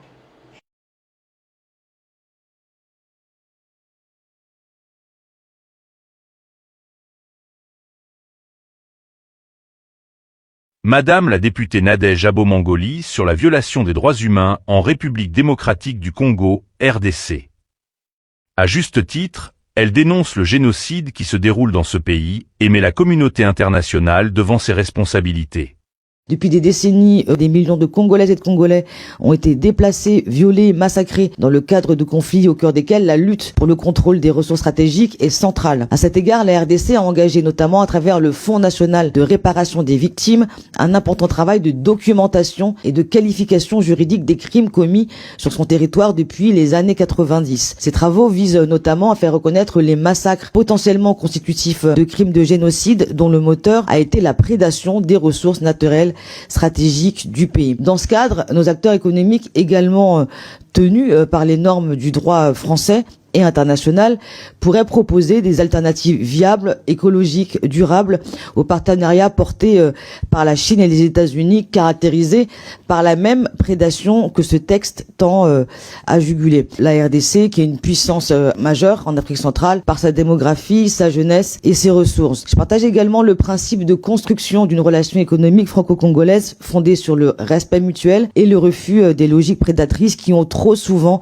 caractérisé la diplomatie française, notamment dans son ancienne sphère coloniale. Et je terminerai en exprimant évidemment ma solidarité à l'égard des victimes congolaises des agressions répétées par les milices soutenues par des pays voisins comme le Rwanda et de ses supplétifs, trop souvent relégués au second rang de l'actualité internationale, et évidemment solidarité aux Congolais qui subissent l'épidémie d'Ebola et pour laquelle la solidarité internationale doit être évidemment affermie. Madame la députée Nadège Abo-Mangoli ne dit mot sur les mêmes crimes, cette fois-ci en République du Congo dont le président est M. Denis Sassou Nguesso. Pourrait-on légitimement se poser la question sur ce deux poids, deux mesures? Si ces crimes en RDC sont commis par les rebelles du M23, au Congo-Brazzaville, les viols et les assassinats des populations sont l'œuvre des forces répressives gouvernementales. Au lieu de mettre le gouvernement congolais de Brazzaville face à ces crimes, voilà ce que planifie Madame Nadège Abo-Mangoli. Dans le cadre de ma présidence du groupe d'amitié France-République du Congo, nous avons rencontré le ministre des Affaires étrangères Constant Serge Bounda, avec ma collègue Farida Amrani, vice-présidente du groupe. Étaient présents le président de la commission des Affaires étrangères Bruno Fuchs, le président du groupe d'amitié Congo-France Ferréol Gassaki et de la secrétaire générale de l'Assemblée nationale congolaise Sylviana Okwa. Ce dîner de travail avait notamment pour objectif de préparer au mieux le déplacement d'une délégation de parlementaires français au Congo. Des échanges francs et riches sur les sujets suivants: contexte international, droits sociaux, politiques et environnementaux, francophonie, passeport congolais bloqué, refus des visas étudiants vers les pistes de coopération. Je remercie les services de l'Assemblée nationale pour leur parfait accueil de nos homologues congolais, comme c'est toujours le cas pour l'ensemble des délégations étrangères reçues par les groupes d'amitié et les groupes d'études. Dites-nous, Madame Nadège Abo-Mangoli, qui êtes-vous réellement et quel rôle joue LFI dans la protection du dictateur sanguinaire de Brazzaville? Pour votre gouverne, l'Assemblée nationale congolaise est issue d'un coup d'État constitutionnel suite à la modification de la Constitution de 2015. Cela ne vous dit-il rien? Un petit effort. 10h du matin à Kindamba, des dizaines de familles attendent de recevoir de l'aide alimentaire. Un homme nous demande de nous mettre à l'écart. Il veut nous raconter ce jour d'avril 2017 où des hommes en armes sont venus prendre de force des femmes dans son village. C'est les femmes non mariées qu'ils cherchaient, ils l'ont pris. On vient vous trouver brutalement. C'est l'amour qu'on sait. Ils ont pris des femmes comme ça sous vos yeux? Oui. Sans programme, comme nous parlons, chez la femme. Bon, avec l'arme, qu'est-ce que tu peux faire? tu peux rien dire. Derrière lui, nous dit-il, plusieurs de ces femmes portent un enfant issu de ces relations forcées dans leurs bras. Non loin de là, une autre femme donne le sein à son fils de 2 mois, un enfant du viol qu'elle a subi avec ses 3 sœurs en forêt alors qu'elles allaient cultiver leur champ. Ils étaient 6 et ils avaient des armes. Ils nous ont encerclés et menacés avec leurs armes, nous n'avions pas le choix. Ils nous ont d'abord déshabillés puis ils nous ont violés. Par peur, les 3 sœurs ne sont plus jamais retournées dans leur champ. Depuis qu'on a abandonné nos champs, nous n'avons plus d'argent. Même pour nettoyer les couches de mon fils, je n'ai rien. Je suis obligée d'échanger le riz et les haricots qu'on nous distribue ici pour avoir ne serait-ce qu'un petit bout de savon. C'était il y a presque 1 an. Depuis, ni cette femme, ni sa grande sœur violée le même jour n'ont reçu le moindre soin. On souffre. J'ai mal dans le bas du ventre et dans mes parties génitales. Je sens des boules parfois et des démangeaisons. Ça me fait mal quand je vais aux toilettes. Mais comment aller voir un médecin alors que je n'ai pas d'argent? À l'hôpital de Kindamba, aucune femme n'est encore venue consulter pour viol, par honte ou par manque de moyens. Privé de médicaments et de l'essentiel de son personnel qui a fui le conflit, Gaston Gandvounou, surveillant général, se sent démuni. Il faudrait que le côté psychologique aussi soit traité. Et nous n'avons pas un psychologue. Ce n'est pas seulement les violences sexuelles. Il y a beaucoup de traumatismes. Des gens à qui on a brûlé les maisons, qui ont eu à faire des accidents vasculo-cérébraux par rapport à ce traumatisme. Nous traitons le côté médical. Il faudrait que l'autre côté là soit traité également. À l'heure où l'on parle de paix dans le pool, la crainte des humanitaires, c'est que ces hommes et surtout ces femmes restent les victimes muettes et oubliées du conflit. Florence Maurice, de retour de Kindamba, RFI. Au lieu de condamner ce comportement xénophobe, certainement qu'il encourage et il leur donne un blanc-seing en disant allez-y. Mais demain au Congo, est-ce qu'on va arriver à la même chose? On a eu des problèmes avec la cession des notaires au Rwandais. On a vu comment les Congolais ont réagi. Donc, Madame Abomalengi, je vous fais confiance, vous êtes une femme intelligente. Les Congolais souffrent, les Congolais vous regardent, et l'histoire appréciera que de telle période, de telle année en telle année, il y a eu une personne qui était présidente du groupe d'amitié. Voilà ce qu'elle nous a légué. Quel legs vous allez avoir. Ou bien que ça va être une ligne dans votre CV et les Congolais souffrent. Au Congo, les gens souffrent. Et ils souffrent par la faute de Denis Sassou Nguesso. Par la faute de Koliné Makosso. Moi, j'ai apprécié une dame, et j'ai beaucoup d'affection pour elle, même si on ne se connaît pas, mais je la suis beaucoup, c'est Ramayad. Ramayad refuse de rencontrer Denis Sassou Nguesso, refuse de rencontrer Omar Bongo, alors qu'elle est secrétaire aux affaires étrangères. Elle refuse de les rencontrer. Elle refuse même de rencontrer Kadhafi. Elle dit, je ne reçois pas des dictateurs. La France n'est pas un paillasson où les dictateurs viennent s'essuyer les pieds. La phrase est de Ramayad. Et elle ajoute pour Sassou et Omar Bongo que lorsque ces deux-là m'invitent dans leur chambre d'hôtel, je ne suis pas sûr que c'est pour parler de diplomatie entre nos deux pays. Elle est passée sur France 2. Demandez à France 2 de vous remettre la bande.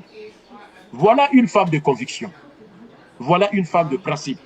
Elle est critiquable, elle n'est pas parfaite, elle est critiquable. Mais elle avait des convictions et elle avait des principes. Donc de voir que la France insoumise, qui est là pour les pauvres, pour les prolétaires, pour les gens qui sont martyrisés par la bourgeoisie et le pouvoir, ne pas avoir la réaction sur Sassou Nguesso, je suis choqué. Et je pense que de nombreux Congolais sont choqués parce que j'ai eu beaucoup de Congolais, ce sont eux qui m'ont dit que Didier, tu fais la chronique, oui. Est-ce que tu peux en parler? Peut-être qu'elle écoutera. La France a besoin d'avoir une position ferme. Madame Abomalengi, faites attention. Le Mali a coupé avec la France. Le Burkina a coupé ses relations. Le Niger. Aujourd'hui, il y a le Tchad. Il y a la Guinée équatoriale. Ils sont en train de menacer aussi de couper leurs relations. Le Rwanda est sorti de la francophonie. Le Gabon est sorti de la francophonie. Vous avez la responsabilité, en tant que personne de double culture, de servir de médiation, de servir de pont entre les politiques françaises et les populations africaines. Parce que ce qu'on rejette, c'est la politique française en Afrique et non pas la France. Et là, avec ce que nous sommes en train de voir, demain, quelqu'un arrivera au Congo, ça risque de mal se passer. Parce que le comportement n'est pas bon. J'espère qu'elle m'écoutera et que les choses pourront évoluer. Pour terminer cette chronique, je vais vous donner un conseil. Aucun pays au monde, aucun, sauf si en commentaire, mettez-moi le pays, aucun pays au monde ne peut réaliser ce que vous disent Sassou et Colline Makosso, alors que nous avons cette corruption indescriptible au pays. Tous les pays du monde, y compris la France, y compris, je vais dire l'Europe, les États-Unis, le Canada, l'Australie, quand ces pays-là veulent avancer, la Chine, pareil, ils ont commencé entre autres par mettre fin à la corruption, en tout cas, au moins ramener au plus bas niveau la corruption des agents publics et sécuriser les comptes publics. Deux conditions sine qua non sont quoi? Racontez ce que vous voulez. Racontez ce que vous voulez. Je suis allé regarder. J'ai regardé Chypre. 9000 km², 1 million d'habitants. D'accord? Mais surtout, la Norvège. 5 500 000 habitants, 385 000 km². C'est à peu près les mensurations de la République du Congo. Mais nous, avec plus de richesse. Hein?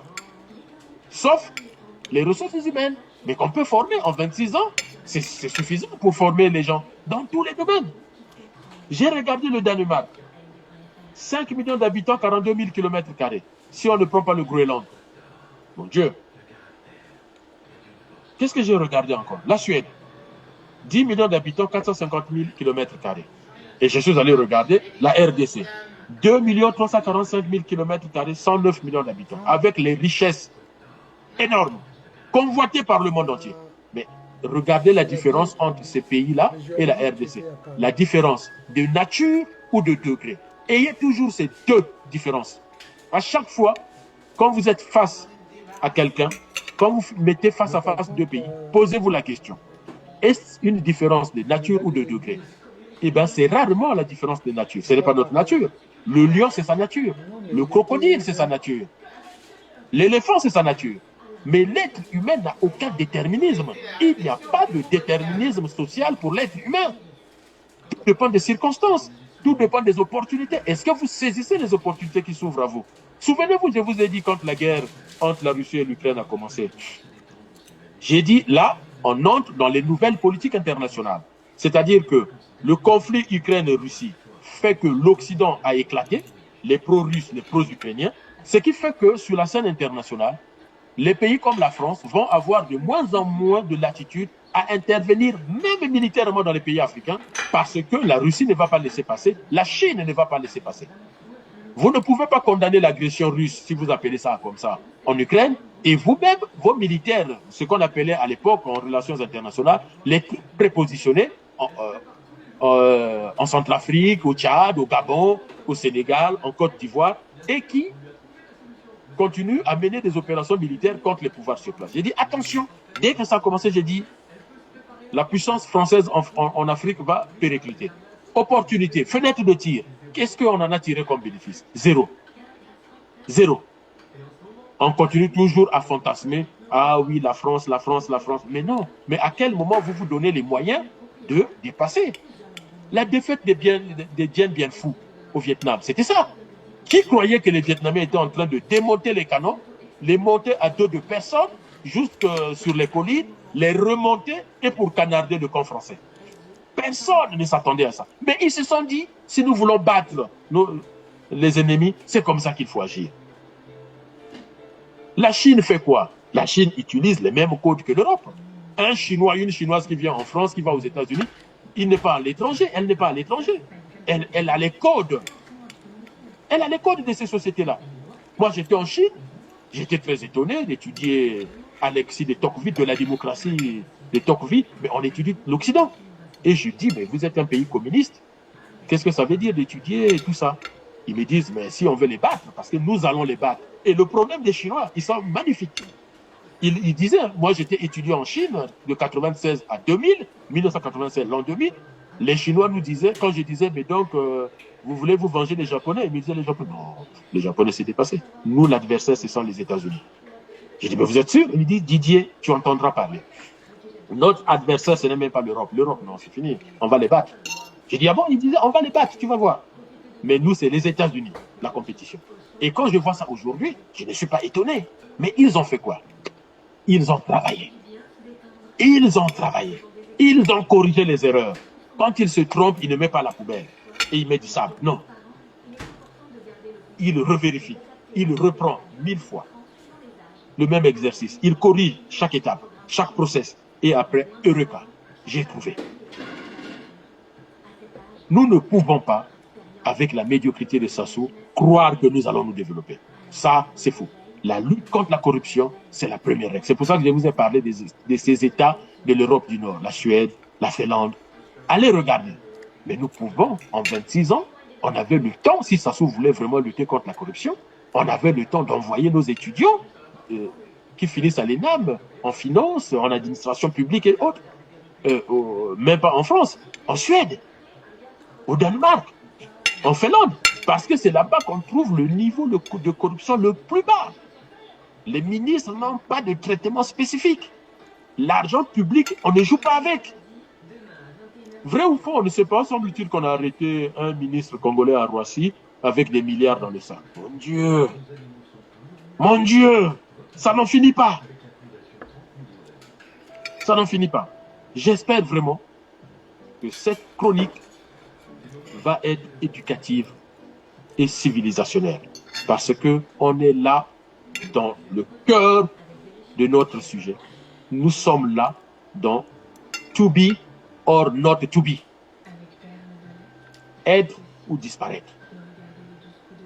Parce que quand les civilisations disparaissent, quand on s'en rend compte, il est souvent trop tard. Il est souvent trop tard.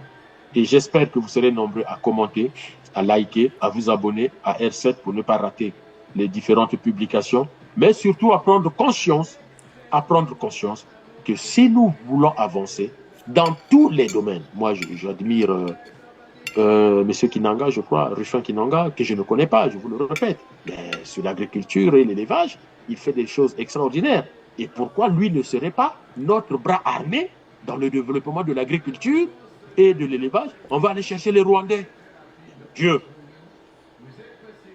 Du nord au sud, il y a des agriculteurs congolais.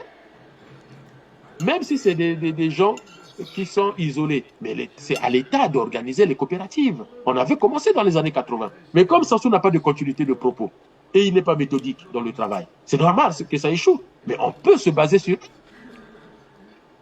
On peut déjà commencer avec eux, mettre les moyens. L'objectif, c'est leur apporter du pouvoir d'achat, de la plus-value, mais aussi, surtout, contrôler comment nous allons nourrir notre population. Les 6 millions, comment on les nourrit? On a la terre, on a les eaux. On peut faire de la pisciculture, on peut faire de l'élevage, on peut faire du drainage, on peut faire tout ce qu'on veut. Chassez Sassou du pouvoir. Faites venir des gens compétents. Il y en a au Congo, il y en a dans la diaspora. Faites venir des gens compétents. Vous allez voir comment on va admirer le Congo. Massamba Deba l'a fait. Hein? Massamba Deba a fait en 8 ans ce que Sassou n'arrive pas à faire en 40 ans. Il n'est pas arrivé. Mais parce qu'il n'y a rien. Parce qu'il n'y a pas d'amour pour son peuple, pour son pays. Massamba Deba, est-ce que les Congolais, vous savez, les jeunes Congolais, peut-être nos parents le savent, mais pour ceux qui sont beaucoup plus jeunes que moi, vous savez que Massamba Deba a quitté le pouvoir fin 1968. Il est rentré s'asseoir à Boko. Il est rentré s'asseoir à Boko, Massamba Deba. Victime innocente suite à la mort de Marien Ngouabi. Marien Ngouabi est mort après quoi? De 68 à 77. Marien Ngouabi est resté quoi? 8 ans? Mais posez-vous la question. Vous vous êtes posé la question pendant 8 ans, Massamba Deba faisait quoi? Mais il vivait à Boko. Il n'a jamais eu de problème avec Marien Ngouabi. Massamba Deba n'a pas commandé les armes pour faire un coup d'État. Massamba Deba n'a pas excité les gens du Poul ou une partie du Congo pour faire le coup d'État. Pendant tout le règne de Marien Ngouabi, donnez un exemple où Marien Ngouabi a envoyé les militaires arrêter Massamba Deba parce que suspecté de coup d'État. Et pourquoi Sassou ne peut pas quitter le pouvoir, aller s'asseoir à Oyo? Pourquoi? Parce qu'il a quoi d'exceptionnel? 40 ans après, il a échoué. Mais il peut aller s'asseoir à Oyo. Massamba Deba est parti pour des conflits politiques, pour des conflits idéologiques, mais pas pour l'échec économique. C'est fou. Puisque Sassou le reconnaît, quand ils arrivent au pouvoir avec Ngouabi, ils trouvent des lingots d'or au trésor. Ils trouvent des pointes d'ivoire au trésor. Le Congo était blindé au trésor. Ils le disent eux-mêmes. Mais regardez le trésor à eux. Vous mettez même une souris au trésor, la souris meurt de faim. Si nous voulons avancer, soyons scientifiques. Pascal Lissouba parlait de la science et de la technologie. Et moi, j'ai souvent tendance à dire pi égale à 3,14. J'avais écrit un article là-dessus il y a maintenant 12 ans, 15 ans. Pi égale à 3,14 et la formule est universelle. Si vous voulez vous développer, il faut appliquer la science telle qu'on la connaît. Théophile Obenga nous disait la science en train de se faire. Quel est l'état actuel des connaissances scientifiques dans chaque domaine que vous êtes en train d'étudier, dans chaque domaine qui intéresse votre vie sociale. Les poubelles, mais c'est quoi l'état actuel des gestions de poubelles? Il y a quand même des pays dans le monde où il n'y a pas de poubelles partout. Mais allons voir en Suède, allons voir en France. Ils viennent en France pour acheter les Jean-Marc Weston des costumes à 12 000 € au lieu d'aller voir ceux qui traitent les poubelles. Les mairies. Madame Abomalenghi dont j'ai parlé tout à l'heure, présidente du groupe Amitié France-Congo. Mais faites-nous bénéficier de la technologie de traitement des poubelles. On prend à Verda, ça échoue, on va chercher les Turcs, ça échoue. On est dans du bricolage alors que nous sommes en coopération avec des pays où ces choses-là se passent le mieux possible. Au Maroc, je ne l'ai pas vu, j'ai été un peu au Maroc, je n'ai pas vu des poubelles traîner. Mais allons demander le fisc aux Marocains, comment ils font. Allons demander aux Sud-Africains, les villes où ça marche, Johannesburg, Djerba, ou je ne sais pas moi. Mais pourquoi pas viser l'excellence? Allons demander aux États-Unis. Alors, je vous ai dit tout à l'heure quand je demandais aux Chinois. Les Chinois disaient non, nous on travaille avec les Français, mais les Français, ce n'est pas notre cible. On travaille avec les Japonais. Le Japon, ce n'est pas notre cible. Notre cible, c'est ce qui se fait aux États-Unis. Alors pourquoi nous, on n'irait pas viser aussi l'excellence? Ah, wana bango, wana bisoté. Ah, il m'a bimé ba. Ah, bio bima baba, kabiena babeto. Mais c'est quoi ça, ce raisonnement de médiocrité? Qu'est-ce que ça veut dire, ce raisonnement de médiocrité? Et on est en train de tuer notre pays. Voilà, chers téléspectatrices, téléspectateurs, ce que je souhaitais vous partager aujourd'hui dans nos chroniques de R7. J'espère que, comme d'habitude, je sais que vous êtes nombreux à liker. C'est pour cela que cela m'oblige aussi à aller chercher les éléments de la vie quotidienne. Moi, je ne veux pas vous mettre dans le monde des philosophes et être évasif. Non, soyons concrets. Si on veut que notre peuple ne meure pas, si on veut que nos enfants continuent de vivre dans un pays Brazza la verte, Ponton la belle, comme on l'a connu à l'époque, il nous faut être concret. Ça ne sert à rien de vous enseigner des choses qui se passent ailleurs. Même notre éducation nationale, il faut enseigner le Congo. Qu'est-ce qui se passe au Congo? On peut prendre une théorie générale, on peut prendre des exemples ailleurs, mais on finit toujours par notre propre pays et c'est comme ça qu'on avance. Si vous n'étudiez pas vos pays, vous ne pouvez pas avancer. Je vous dis donc à bientôt pour nos prochaines chroniques. Commentez, likez, donnez vos appréciations et puis nous pourrons poursuivre les échanges par écrit avec vos commentaires. Merci et surtout, portez-vous bien.